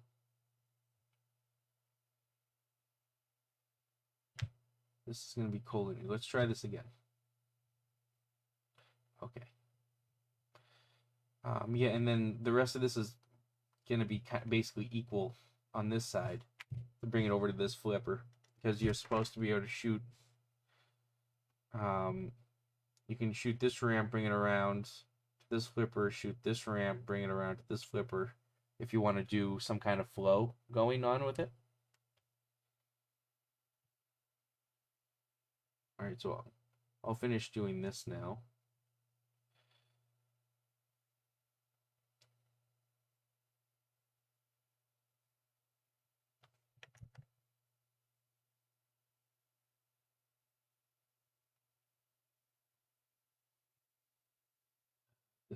This I said was what, 1 and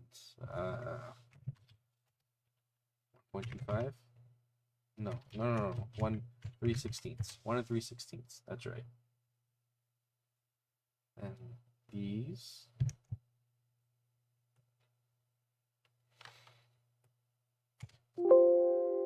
I swear that this program is doing some weird things because I'm streaming. Not because I'm streaming, but because of the streaming software. It's just not working as well as it typically would. But it is what it is, and I need to just deal with it. So this is 7/8, I believe I said. This is going to be collinear to this.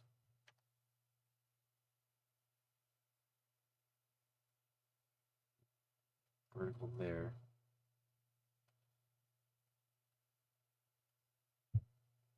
Yep. Then I'm going to fix that point because I believe that point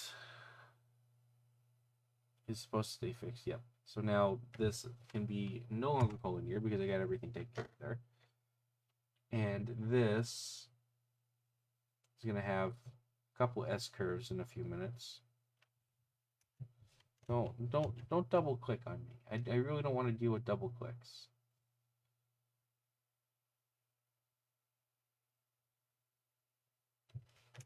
I shouldn't do it that way, should I?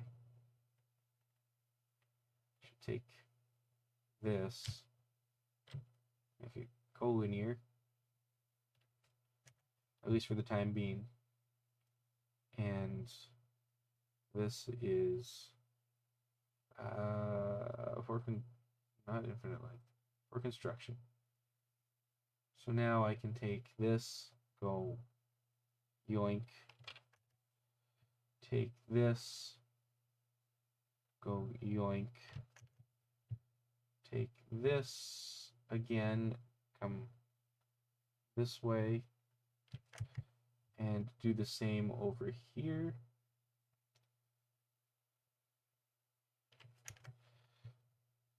And it is different because this is further out, it's over the plunger lane, and that left side does not have a plunger lane. Don't double click on me right now. I don't want to deal with it.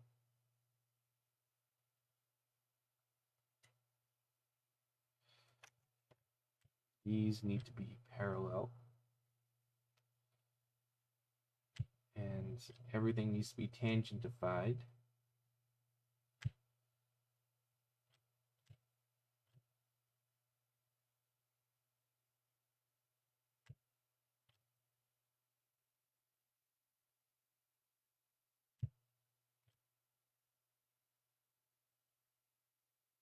This needs to be 1 and 1.5. So it is going to widen up a little bit here because this is thinner. This needs to be at 1.5. Yeah, so it widens there a little bit. And yeah, I won't make this collinear because of how that works.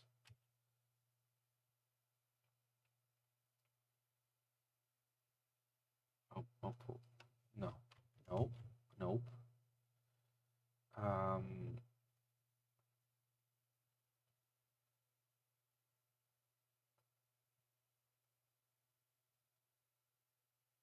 I would like this to, no, none of that. None of that. Let's see, can I reflect this?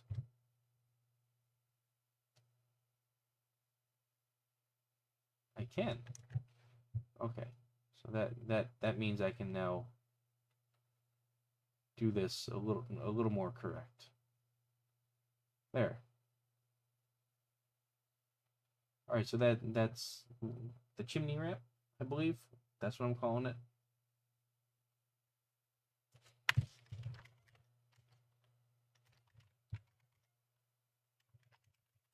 No idea if it's spelled right. I don't care. All right. That's going to be enough for today. It's about 1 o'clock.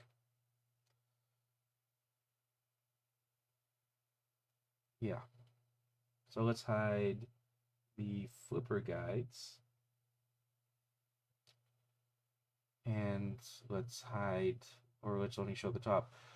Okay, so we've taken that sketch and we got cleaner lines on everything. We have guides. Let's rename this to street guides. We have these guides for the orbit and everything. I didn't do these whatchamacallit, wire guides. Theoretically, I could. It's really not that big of a deal. Mm. Uh, but these guys all cleaned up, and they did deviate a little bit. No. They did deviate a little bit from our street guides, but not too much. Mostly over in this upper right-hand section.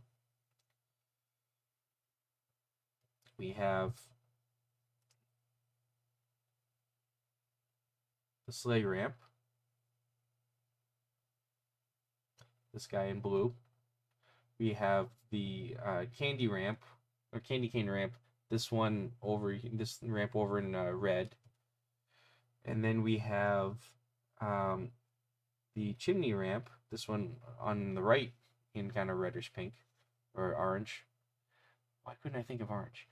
It's late. So the chimney ramp here, the candy ramp here, and the sleigh ramp here are all defined. Then we have our street guides here, all defined. We have our lower part of the playfield set up nicely. The flippers generally are not blocking each other. Like this upper right flipper here can certainly get these shots without a problem. If I bring up the flipper guides, it can certainly get both of those shots without a problem, both the ramp and the left orbit, and they're going to be very wide and very easy to do. It might even be able to hit this middle target in the top. I don't know. It's going to be a very, very, very tight shot, and this target, this left chimney ramp target, might get in the way. But that's okay. That's not a problem. The lower flipper can easily get, or the lower left flipper can easily get to the right orbit. And to the chimney ramp. There's plenty of space for that. The lower right flipper can easily get to the left orbit and can easily shoot the right ramp. Also, the lower left the lower right. Yeah, the lower left flipper can also shoot the main sleigh ramp backhanded without any problems. It's like a straight on shot. So it should be very gettable. Both lower flippers can get to this drop target. This flipper here is gonna have a more difficult time, or this right flipper, lower right, is gonna have a harder time getting this drop target, but it still should be able to get it. It certainly can get the path once the drop target's down. This upper left can get everything up here without a problem, minus this left ramp. Now, I mean, it might be able to backhand this left ramp, but I don't think so. I'm not planning on that, but it can get this target, it can get this target, this drop target. Obviously, it can get this target here, and it can get the ramp that loops around here, the chimney ramp. So I think everything can be shot the way I wanted to. So this Saturday night at same time, about 9 p.m., I'm going to do this again. And now that I have all the guides all set, I'm going to finish like cutting all the holes in the playfield and make as many of the metal rails as possible. I don't know if I'll get to the ramps next week. I might be able to. Or I'm not next week. On Saturday, I might be able to. I'm going to push hard to do it since all the choices have been made, and all I have to do is just make solids at this point. I don't really have to think, which is great. I don't want to think anymore. So that's that. I hope those of you who were here for some of the stream enjoyed it. I hope this helps some people out and helps them understand, again, my frame of thought as I'm making these things and my process in making these things. I'm going to continue to do it because I enjoy doing this, and I really would like to see this playfield get made and get done when I plan on getting it done, which is like basically around Christmas. My Sundays are all taken up right now, so when I go to do like assemblies and things, it's probably going to be on a Saturday. well, we'll figure that out when the time comes. It's not going to be for another couple weeks. I I figure if not Saturday, definitely by 1 week from today, the end next Wednesday, I'll have like all the CAD done and I'll be able to do the wood cutting by the end of next week and start putting some basic assembly and making sure some shots work on this. At least that's the goal. Uh, yeah, I mean that's really it. Thank you for watching the stream. For those of you who are here and those of you who are watching the VOD, and have a good night.